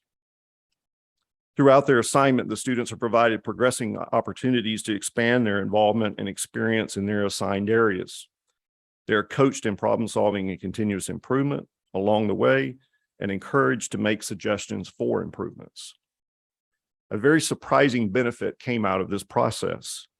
It is one in which individuals working in being a high school student taught 30-year professionals a different way to think. Things that we had never thought about, they put on the table and caused us to pause and say, why not? We have found that this model can be highly effective in developing talent in the industrial setting, and we have watched the program develop impressive and successful entry-level team members that make an immediate contribution to a company's success. That said, in order to stay relevant to its purpose of focusing on vocational opportunities in the region, there has to be alignment between private business and the school system to ensure that the priorities of both groups are accomplished. If the programs offered in the school do not benefit the private sector funding its operation, the commitments for business to support will simply dissipate, which is counterproductive to the whole idea of developing the workforce in the area. Throughout our brief history, we have experienced an evolving set of staffing needs and priorities that have required us to take alternative approaches to sourcing the needed set skills. One of the earliest hiring concerns centered on the availability of maintenance staff, while the training and experience needed for the highly technical and automated process equipment and tracking systems used in our particular facility. After exhausting traditional hiring practices with insufficient results, we turned to Georgia Quick Start for assistance in this solution. Through a comprehensive review of the necessary skill sets, Quick Start collaborated with Kia Georgia's maintenance and training departments to develop a maintenance certification program, or as we call it, MCP. The program evaluates and identifies the necessary basic skills and related proficiencies of our production team members that have interest in maintenance opportunities and career growth. Through this program, team members participate in classroom and on-the-job training for up to 2 years, learning the fundamentals and the applications of electronic, hydraulic, pneumatic control systems, programmable logic controllers, along with basic principles of engineering. Once established, the course was transferred to the West Georgia Technical College system, which has continued to support Kia Georgia's specific needs and added the class to its public curriculum. The 14 students currently enrolled in that course are the latest of 85 cohorts of Kia Georgia team members that have completed that course. 95% of those individuals enrolled have completed successfully. We've also found an immense value in our partnerships with the Technical College System of Georgia and the regional universities in Georgia and Alabama.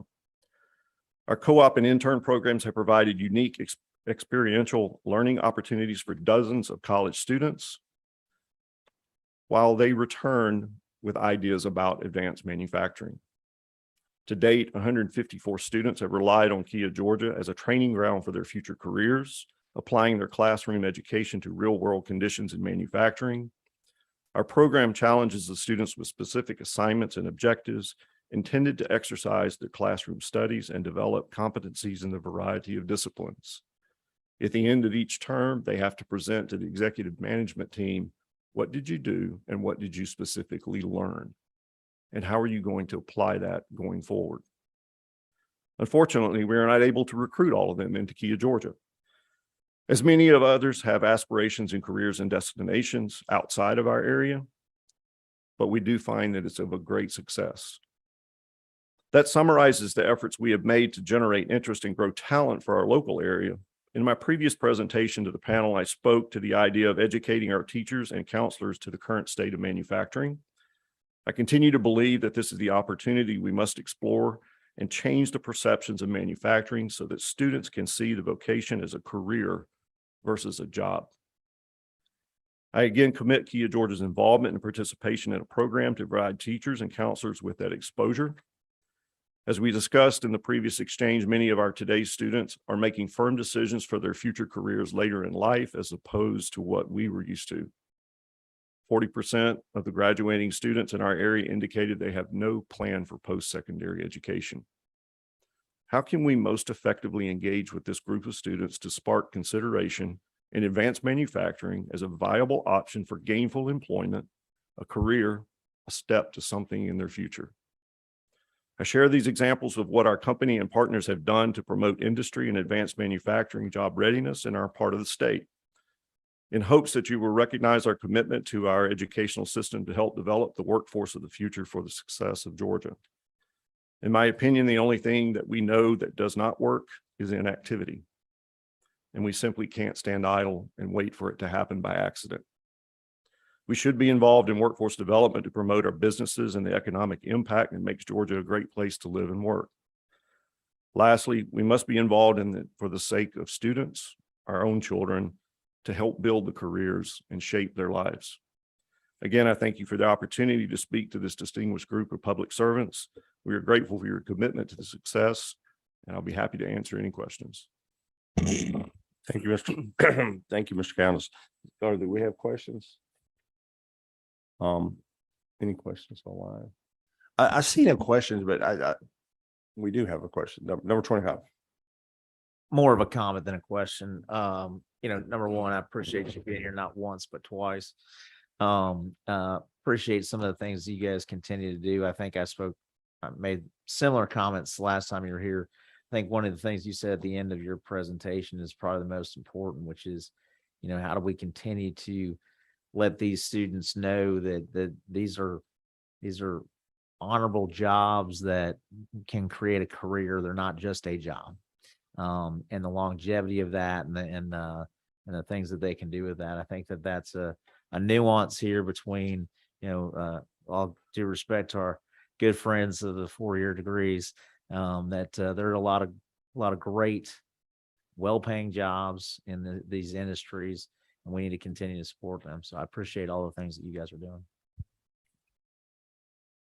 Yeah, and I was going to echo that same thing. I mean, it's truly, you guys are really walking the walk with the integration. You're doing things that'll impact Georgians, a decade or more from now. Not just the fact that you may have some openings at your manufacturing facility, this week and next week. You're doing things that'll keep the pipeline going and create a culture. So I appreciate that.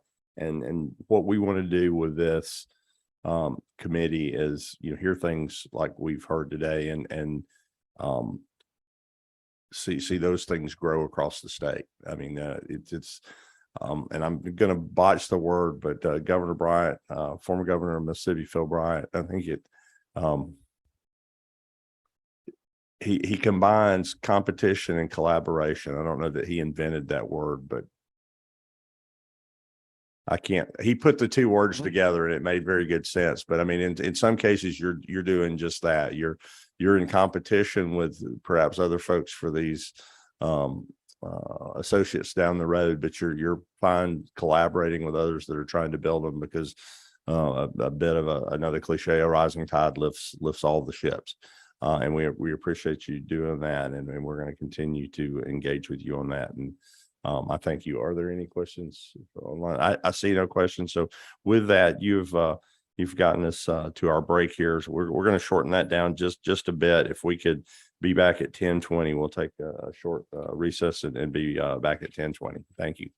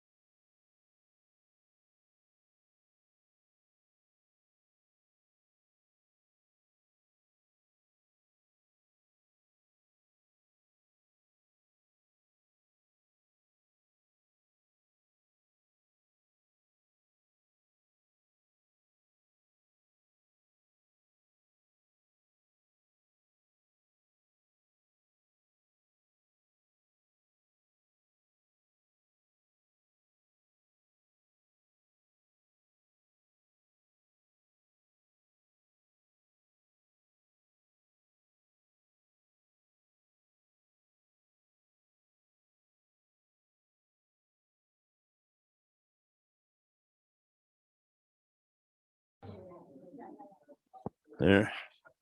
It's 10:20 somewhere. Um.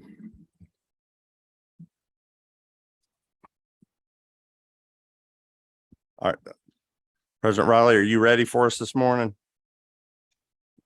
Let me turn you back on here. There you go. Good morning, Mr. Chairman. Thank you very much for the opportunity to be before the committee again. I'm grateful to our higher education partners that spoke before me this morning and spoke of our Georgia Futures website.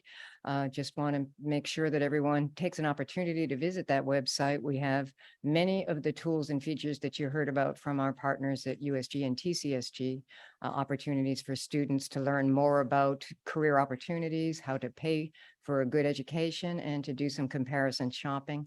We've also instituted a student-specific student dashboard so that they can measure their progress on their journey towards their higher education goals. So again, grateful for that partnership and hope everyone visits Georgia Futures. Today, I want to talk about programs that the Georgia Student Finance Commission offers that are specific to workforce needs across the state of Georgia. These programs, some have been in place for a great number of years, but I just wanted to bring attention to the committee of the opportunities for these programs to potentially be replicated to meet workforce needs and provide that financial aid. We'll start off. There are 4 military-specific loan scholarship hybrid loan programs that I'll talk about very briefly. Then I'll talk about some other opportunities as well. I know we all know about our HOPE Scholarship and our Zell Miller Scholarship programs, but these are smaller, more unique programs that are specifically designed for that workforce growth. Our University of North Georgia Military Service Scholarship Loan, which is a mouthful, is a program to provide for scholarships to the University of North Georgia when students agree to enlist in our Georgia Army National Guard. The program is designed to be a scholarship, and service repays that scholarship. It would only go into cash repayment should the recipient be unable to fulfill the service obligation. Some statistics on the utilization of the program in the last 3 years are on this slide. Again, in the interest of time, I won't go deep into any of this information because you have the PowerPoint available to you. This next slide I won't go into, but these are the specifics of eligibility for the specific program. And as you will see, they're tailored to provide additional military service for the benefit of the state of Georgia. Our Georgia National Guard loan program is again a product that provides for students that want to attend and then will agree to provide service in the Georgia National Guard as a benefit to the state, and they serve off the funds they receive in service in the Georgia National Guard. Eligibility requirements again are on the next slide, and I won't go deep into it, but you will see that the award amount does vary by institution and is available in multiple institutions across the state of Georgia. This does have a GPA requirement for maintaining this product, this scholarship loan, and again, only if the student is unable to fulfill the service requirement does this product convert to a cash repayable loan. The Georgia Military College State Service Scholarship Program provides up to 42 full 2-year scholarships at Georgia Military College for students seeking an associate degree. And again, they agree to service in the Georgia National Guard after graduation and completing their academic career. Again, this slide also shows some utilization rates. And again, on the next slide, there is information about eligibility requirements. This award covers the cost of attendance minus any state and federal grants. There is an academic GPA requirement for participants in this program, and they must qualify for regular admission to Georgia Military College and meet other mental and health standards required for enlistment in the Georgia National Guard. Again, these programs are specific for military service, which would cancel the benefit of the academic financial support they receive and can be repaid in service to our state. The scholarship for engineering education service cancelable loan product is to grow the engineer population in the state of Georgia. This was initiated a number of years ago. It is currently offered at Mercer University, but again, it's a program that was designed to meet a workforce gap that it was experienced in the state of Georgia. And we still have significant enrollment after many years of this program being in operation. Right now, there are, as you can see in FY 2022, 371 students that have received awards that are agreeing to serve as engineers in the state of Georgia in fulfillment of the funds that they receive to complete their education. On the next page, you can see again specifics about eligibility for this program. The recipients must commit to work in an engineering related field in Georgia for 1 year for every $3,000 that they receive in financial aid from this program. There's no academic and initial academic eligibility to enroll in this program, and these students are selected and identified by Mercer University Engineering Accreditation Commission of the Accrediting Board of Engineering and Technology. Again, this program was designed to meet a workforce need specifically for a specific workforce. Okay, inquiring minds want to know, why is this program only available at Mercer? Today, Mr. Chairman, yes, that is correct. The loan program, I mean, the degree program for which the loans are available, is it only available Yes, at Mercer? yes, Mr. Okay. Chairman, that is correct. Okay. I'll next go into our HOPE grant programs. You heard from the folks from the technical college system. These awards, HOPE grant awards, I spoke about very briefly at your last committee meeting. HOPE grant programs are available at our, not just TCSG, but they are also available at our university system as well. This slide reflects utilization of our different HOPE grant programs. These, as you will see on the next screen, and so I won't spend time on these numbers as you have them. But the HOPE grant program was designed to encourage Georgians to go into technical training to increase our workforce knowledge and our workforce capacity. Unlike the HOPE scholarship program, their students are not required to graduate from high school with a specific GPA. So there is no merit barrier to utilization of these HOPE grant awards. The general student population, certificate and diploma seeking students at the eligible post-secondary institutions in Georgia. The award amount for a HOPE grant is a portion of the student standard undergraduate tuition. Right now for FY23, that's 90% of the tuition rate, up to 15 hours per semester. Again, students aren't required to graduate with a specific GPA, but they do have a GPA that they must maintain while they are continuing on their certificate or diploma program to maintain eligibility. The limitations are 63 semester or 95 quarter hours limit on the program. And if a student has obtained a bachelor's degree, they would be ineligible to use this HOPE grant for additional certificate or diploma pursuit that would keep them from being eligible for the award. Our Zell Miller grant program, similar similar eligibility requirements for certificate and diploma seeking students. This is 100% of tuition for those because the students have a 3.5 GPA requirement to be earned while they are enrolled in these programs.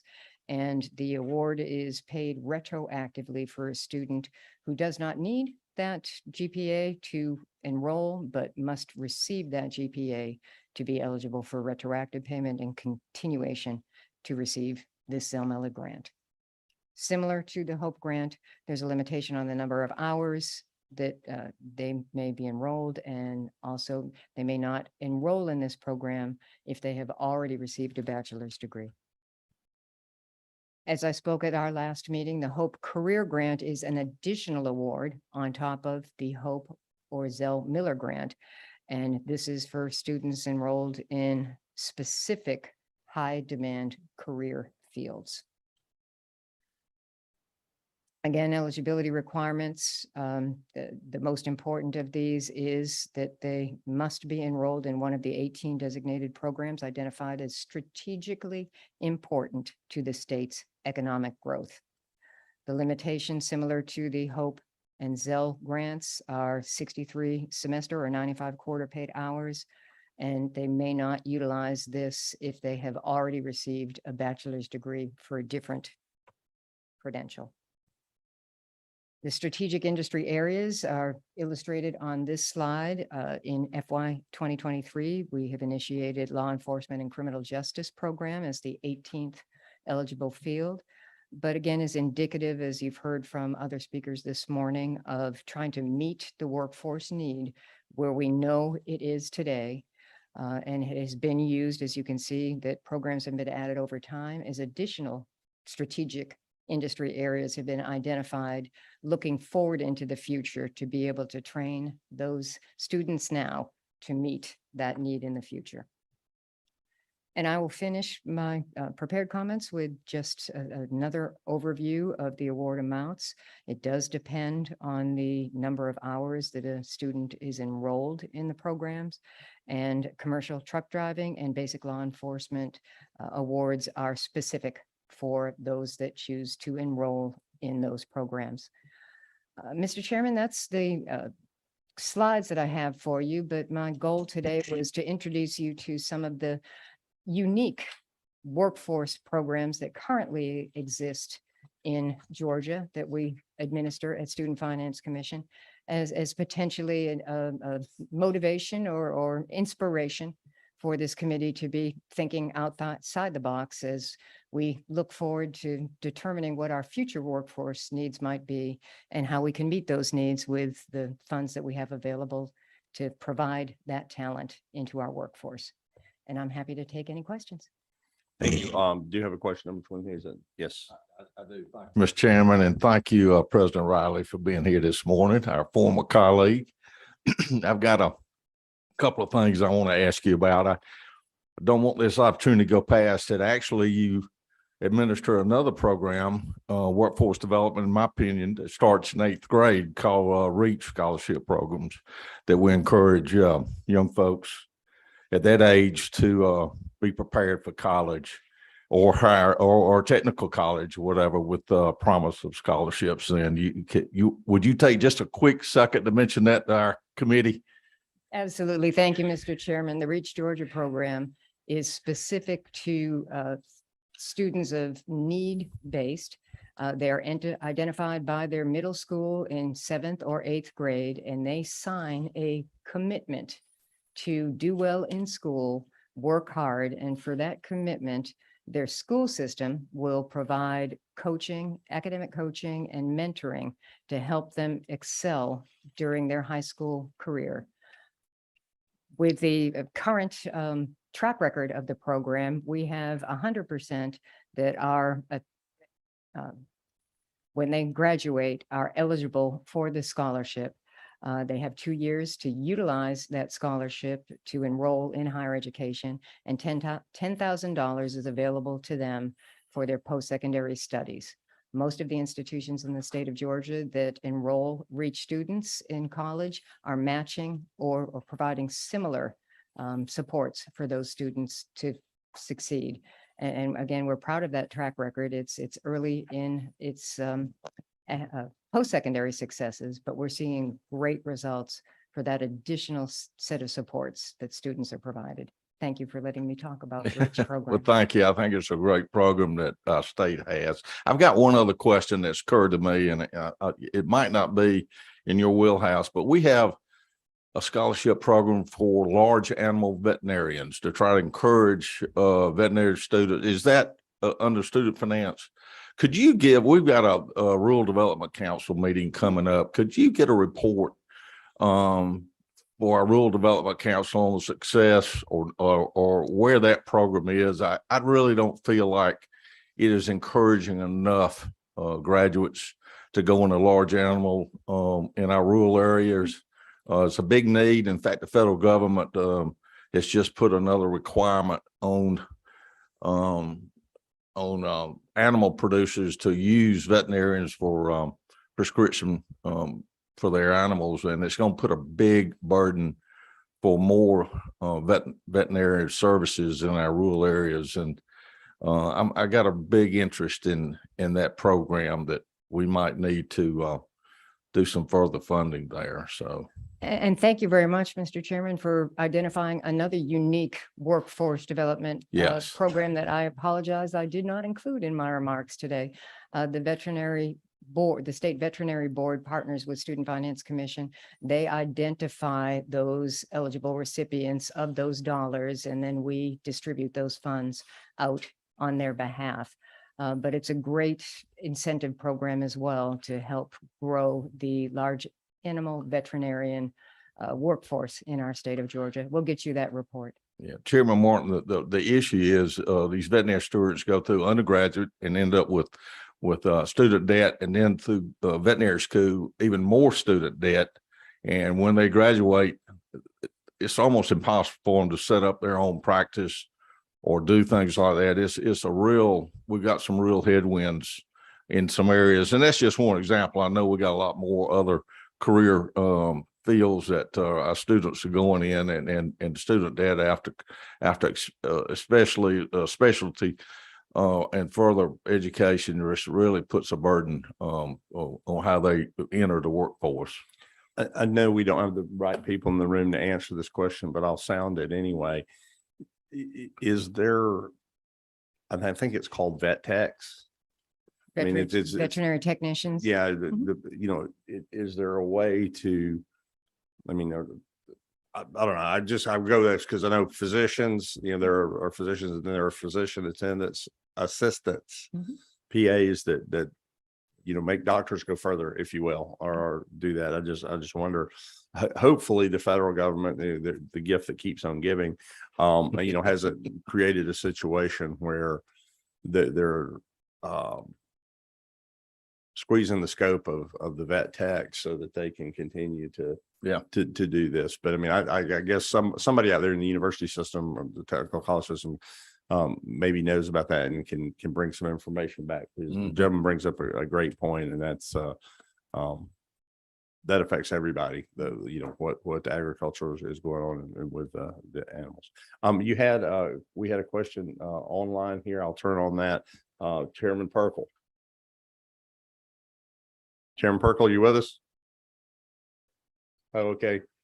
So maybe I have it here from Chairman Perkle. It said, "Our students." Let me read it.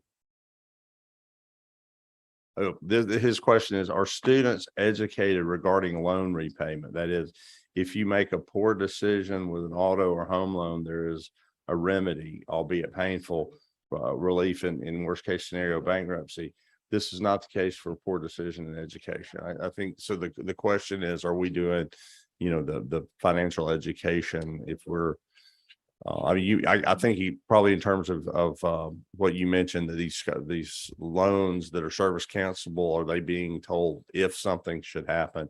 And let me tag on to his question. I would hope that would be that if something physical happened and you couldn't continue in your military service, that would not count against you.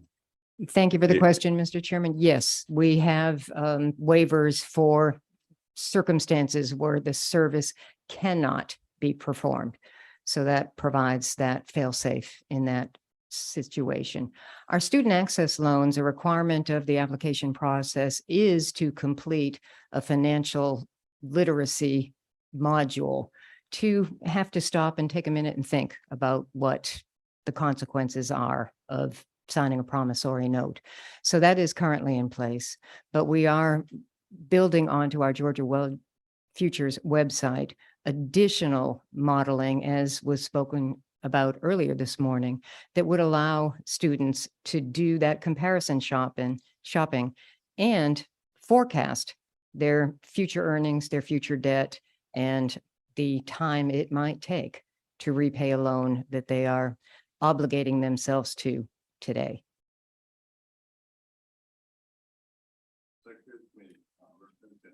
Yes, sir. Thank you, Mr. Chairman. Good afternoon. Thank you for being here and sharing this presentation.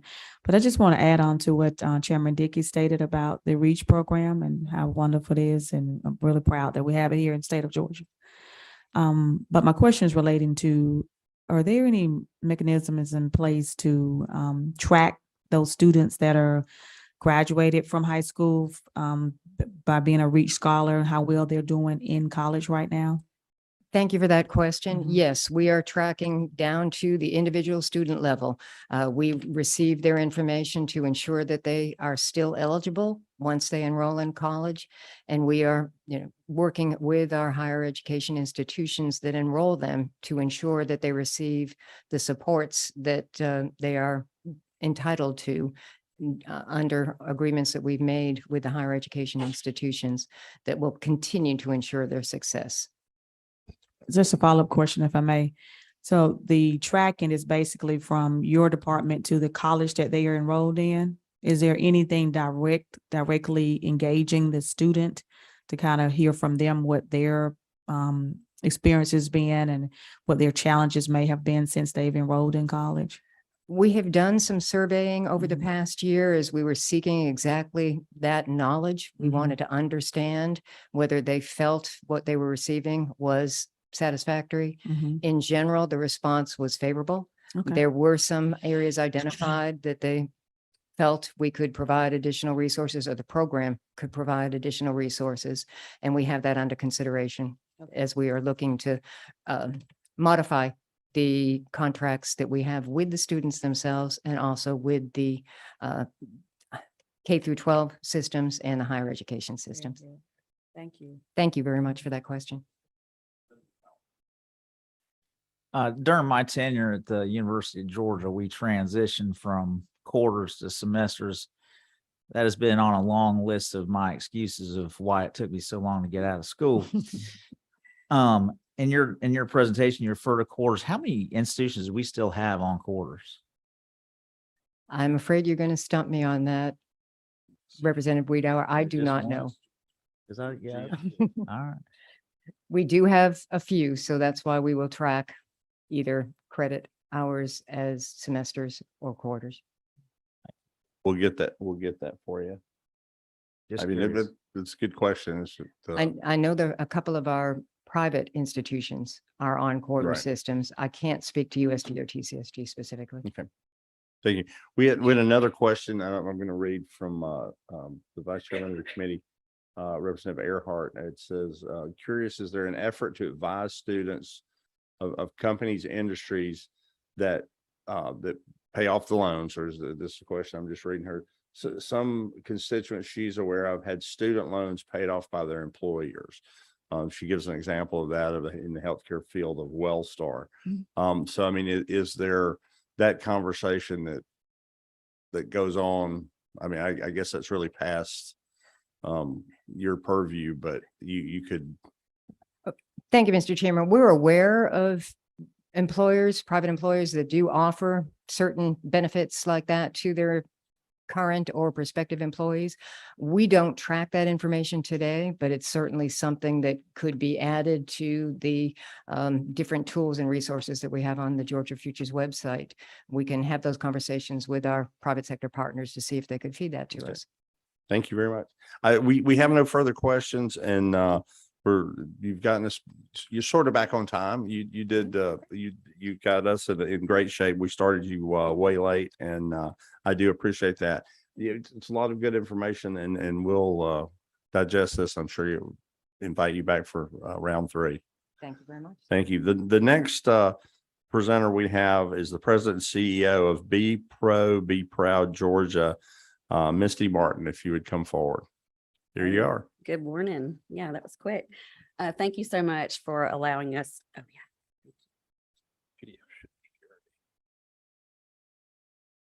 Thank you. Let's see. Is there a way to make that full screen? I left my glasses in my purse.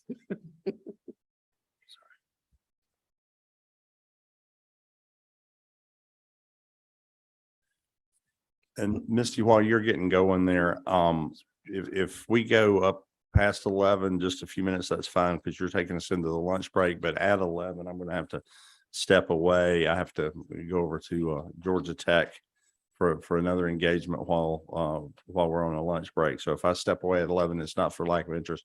I've actually heard, I think, a little bit about what you'll be presenting at the Georgia Chamber meeting of the manufacturing community, and it's an awesome thing. So I'll step away and ask Chairman Dickey to just step over here and control the mic since he's the closest one to me. But please carry on. Thank you. I'll try to be quick and keep you guys on schedule. Like the chairman said, I'm Misty Martin. I'm president and CEO of the Cherokee Office of Economic Development and Be Pro, Be Proud Georgia. And you may be wondering why those two things are together, but we started a public-private partnership about 5 years ago with a 501c3, and our leadership had been hearing from industries and folks in the construction industry about the skills gap and what a problem it was for their success and growth. And so we heard of a program called Be Pro, Be Proud that started in Arkansas, and they started it with the idea of it spreading to all the states in the country. And it's an awareness initiative to show kids that they can be successful even without a four-year college degree. And so at the time, Georgia was supporting the Trade 5 initiative. And I don't know if any of y'all remember that or not. It was five trades that they were pushing. And you may remember also the Go Build program. But we had not heard of a program that was as good as this Be Pro, Be Proud program. And so we went out to Arkansas to learn more about that, and our leadership and through this 501c3 said, let's buy into this and start it in Cherokee County. We know that economic developers and counties all over the state are experiencing the same problem. And so when we're not in Cherokee, let's share it with the rest of the state. So before I get into the presentation, the secret sauce to this is that there's a mobile workshop that goes to the schools. So it's not just talking at parents or talking at teachers or talking at kids, but they're actually able to go on to a mobile workshop, experience simulators, and really learn about opportunities. So I'll take you through this. I just wanted to give you, I'm not a state agency. I just wanted you to know where this program started. And so when the mobile workshop is not in Cherokee County, it's touring the whole state of Georgia. And just a couple of things that you've heard about a lot, that over 23% of our current technical professions across the country, the professionals are nearing retirement age. We all know about that. And you've also heard the stat of 2 in 3 parents feel that a skilled trade is not for their child. And so we're hoping we can change that perception. Goodness. Let's see. How do I?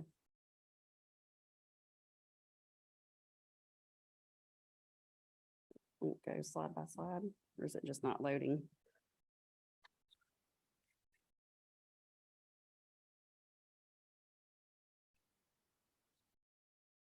I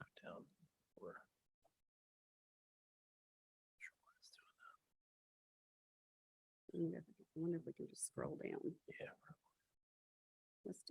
Let's do that. Well, this doesn't want to work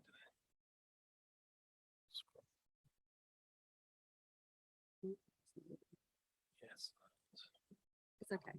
Sorry. Sure. Yeah, no problem. For some reason, the rest of the presentation, we're going to stay on this slide. I'll have to share with y'all later what the mobile workshop looks like. And let's see. Oh, you have the whole thing. Okay, awesome. Well, let me grab this real quick. You can follow along with you guys. So if you, the third slide is a screenshot of the website. So we highlight 15 high demand careers in Georgia that generally have a 10% or more growth potential. And you can, oh Lord, now I've just hit another button. I'm showing my age up here. But you see at the top of the tabs that you find a job, find training. And so when we go out with our mobile workshop to the schools and we target 8th grade and up, so that we can, I know you're hearing from Dr. Wall later this afternoon, we want those 8th graders to be able to know what career pathway they might want to choose going into high school. And when they're 13 and up, we can track their information and their interests so that we can really connect them with opportunities. The fourth slide is a screenshot of the website. So there's a video for each of the professions. And it also tells how much what the average pay is in Georgia, and then what the top 10% make. Then they can click in and find what technical colleges cover their area. So you can search by zip code and how much each of those programs cost. And I know we've heard earlier today about the HOPE grant, and I think with dual enrollment and the HOPE grant, that has really set up our young folks to be successful in finding training in Georgia, I think better than any other state in the country. And so my son was a dual enrollment student in welding at Creekview High School in Cherokee, and then continued on with classes under the HOPE grant. And he is now employed as a welder and paying for most of his own way, which is all what we want, is our kids to get off of our payroll, right? The fifth slide shows the professions, all 15 professions, and those that are underlined have a simulator on the mobile workshop. And so, as you can imagine, the welding simulator stays very busy, commercial truck driving. And so it's really enlightening to see the kids get on these simulators and then learn, oh, I can go to Chattahoochee Technical College and get my CDL and make this kind of money. Wow, I didn't know what I was going to do after graduation, and now I have an idea. But it's not just the students we're touching with this. There's a lot of the counselors, teachers, coaches at the schools, and the parents, changing the perception about how your child can be successful even without a 4-year degree. So those are our target audiences. The seventh slide is the secret sauce, the mobile workshop. This folds out into an open air mobile workshop that the kids get on to do all of those simulators. And then the 8th slide shows you how we track this information. And so you can see the number of students that we have interacted with, and the JTM is the join the movement. So when they get on the mobile workshop, if they're interested in anything that they see on there, our tour team encourages them to join the movement. It's a quick survey that they fill out. And so that's how we're able to track those interests. The 2% that are interested in apprenticeship, the 8% that want to go straight to work, the 13% interested in tech college. And it's not a surprise that 35% don't know what in the world they want to do at that point. But then, we almost have half of them that are still planning on going to a 4-year college. And I don't know what our state average is in this. I know when we did our Cherokee Workforce Collaborative, we had about 80% of our students in Cherokee that were going on to 4-year college, but in a 6-year period, over 40% of them were not graduating. So we feel like this is another great tool to show them that there are skill sets that they can learn, not just as a fallback, but definitely something that could carry them on to a successful career. You can also see there which professions the students are most interested in, starting with healthcare and then with welding. And as far as measuring our success, we want kids to join the movement so that we can track their information and connect them with one of our technical colleges across the state, or with employers, just like you heard from Stuart with Kia earlier, and the great opportunities that they're providing. They'll do on-the-job training and then have a lot of upward mobility to move up within the organization. So I think that's really important too. So the awareness of the need, the fact that we have so many employers in Georgia that hire in one of these skilled professions, the positive perception and the pride that comes along with it, that you can have a successful career in welding or working in advanced manufacturing at Kia or Gulfstream, that there are great opportunities out there. Alignment with our K-12 education. I mentioned Dr. Wall. Alignment of CTAE programs at our schools to make sure that they're meeting the high demands of all of our communities across the state. And obviously increased employment in the professions. And then the last slides are just some pictures of the different simulators that are on the mobile workshop. So you can see there's plumbing, commercial truck driving, that the slide number 10 is Reggie Lagrone, who is our tour manager. And when we hired him, I said, we need a cross between a coach and a preacher, somebody that will coach these kids up and inspire them to go out and do well and not just flounder around from job to job, but really find a career that they can be successful in. Then there's also our healthcare station, and then Georgia Power donated some of those Oculus VRs for line worker and other career exploration. And you notice the new mobile workshop that's coming soon. That's the 53-foot full-size tractor trailer. And so we just ordered that, and that will roll out in 2023. So we'll actually have 2 mobile workshops that can tour the state. We have over 100 schools that are on the waiting list for visits. And to begin with, we thought we would just be regional. We would, when it wasn't touring in Cherokee, we would tour it around North Georgia. And we were able to get a grant from the Bernie Marcus Foundation to help with our operating expenses. And they wanted us to be able to take it all over the state. So we spend about 6 or 7 weeks in Cherokee, and the rest of the school year, we're all over the state.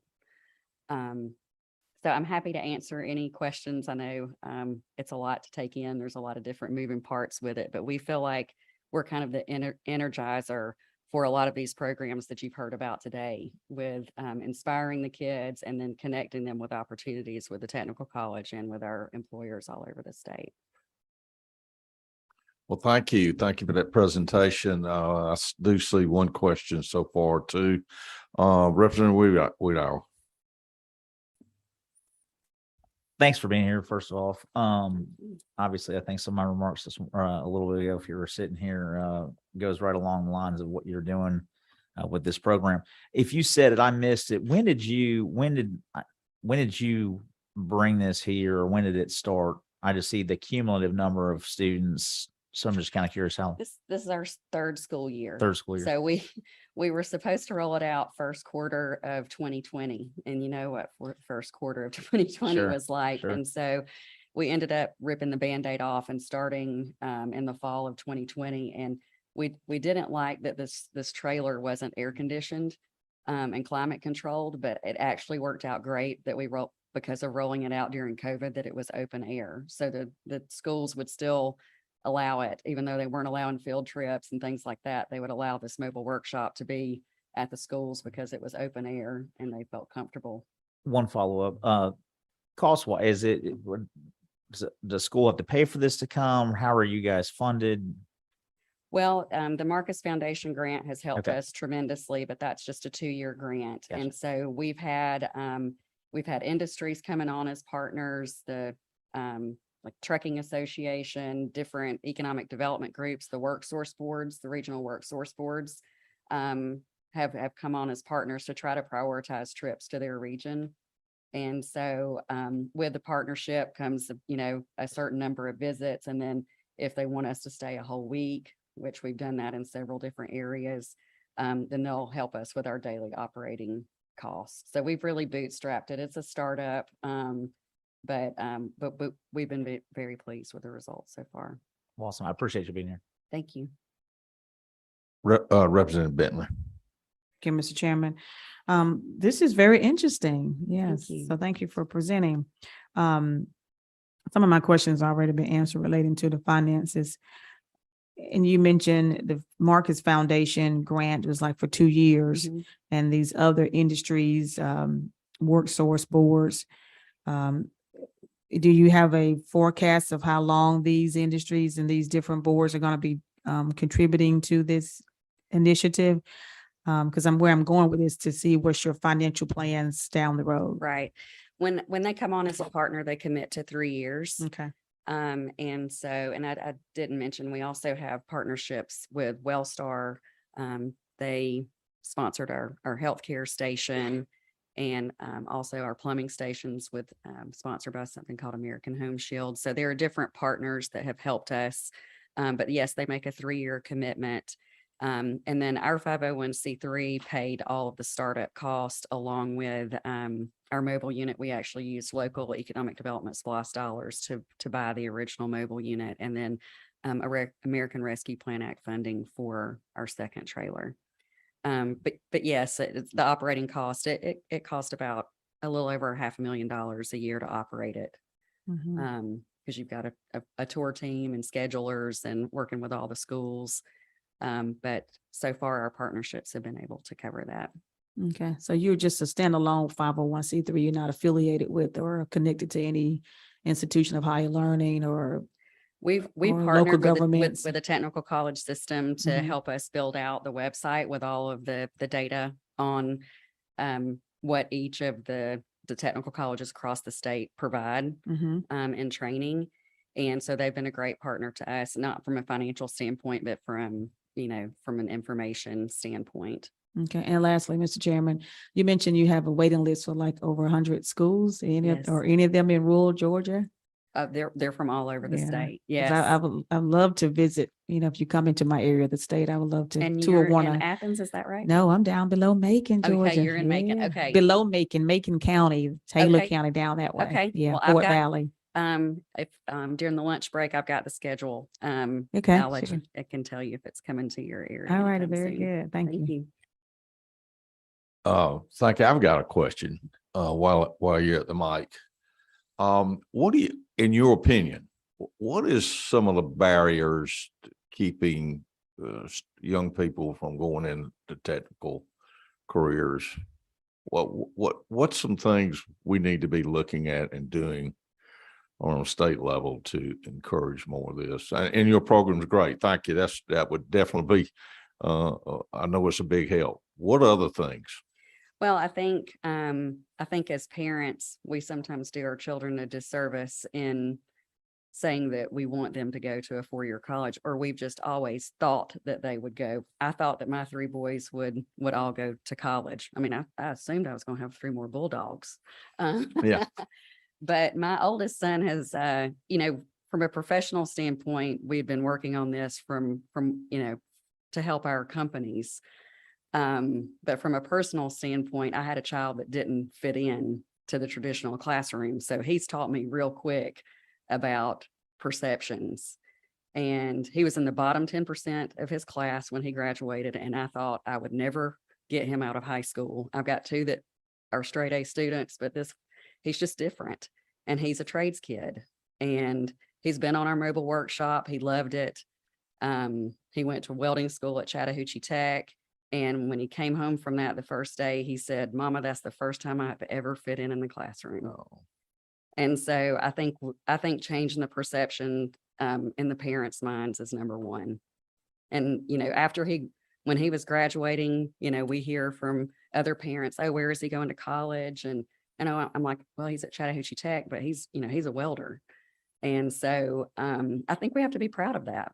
And we have to be proud that, happy, healthy, productive, confident children is what we want. And we have to be willing to embrace that as parents and teachers and counselors too. Okay, thank you. Yeah, we've spurned a few more questions, so real soon we know. More commentary than questions. I mean, obviously, very well put. I mean, and y'all want to talk about mental health. What you just said about your son hits the nail on the head. I mean, I've got 3 kids. I've never once sat any of them down and really leaned on them about their grades or what have you. And I can tell you right now, my oldest has struggled. I mean, she got into Georgia, thank God. I have no idea how, kind of thing. I mean, she worked hard. That's how. But it put a stress on her that because there's the outside influence of what we're doing to these kids societally, because we think if they don't go to a 4-year college, somehow or another, that's not successful. Right. And, you know, the relief I'm sure your son felt when he finally felt that he was learning something that he was actually interested in And good at. is something that we all got to do. It's tough because the stresses are coming from all angles, whether they're posting things on social media or what have you. I mean, these are great, honorable jobs, as I said earlier, and we've got to start, as leaders, we got to start talking about them. We got to talk about them in terms of they're honorable. And if we're going to do all this great things that we're trying to do for mental health, we've got to start changing the narrative of what success is and how you define success. Thank you. Well said there. Representative Bentley. Yes, sir. Thank you, Mr. Chairman. And just to add on to what has already been stated, really good comments. From my experience, to answer your question, Mr. Chairman, from my experience, transportation. I had a constituent that played basketball in high school, wanted to play basketball at Fort Valley State, but unfortunately didn't have the GPA to get into Fort Valley, but did have the necessary means for his on the educational side to enter into Central Georgia Technical College that has a basketball program. But transportation was a problem. Central Georgia Technical College didn't have dorms for him to live on, and trying to get from Taylor County to Bibb County every day was a challenge for him. So that would be my answer to your question. In addition to all the good things that's been said thus far, if we can either do something as state leaders to close that gap in terms of transportation, or either bring the institutions to the communities, to those communities. Yes. So that's just my thoughts on that. I think Central Georgia Tech is building dormitories. Is that not right? I think in Warner Robins. I think I'm right on that. Anyway, we're seeing no other questions. Thank you. Appreciate you being here. Thank you very much. And I think it's lunchtime. So Thank you. meeting adjourned for lunch. Be recessed, excuse me. Better, thanks for the terminology. We'll be back here at 12 o'clock.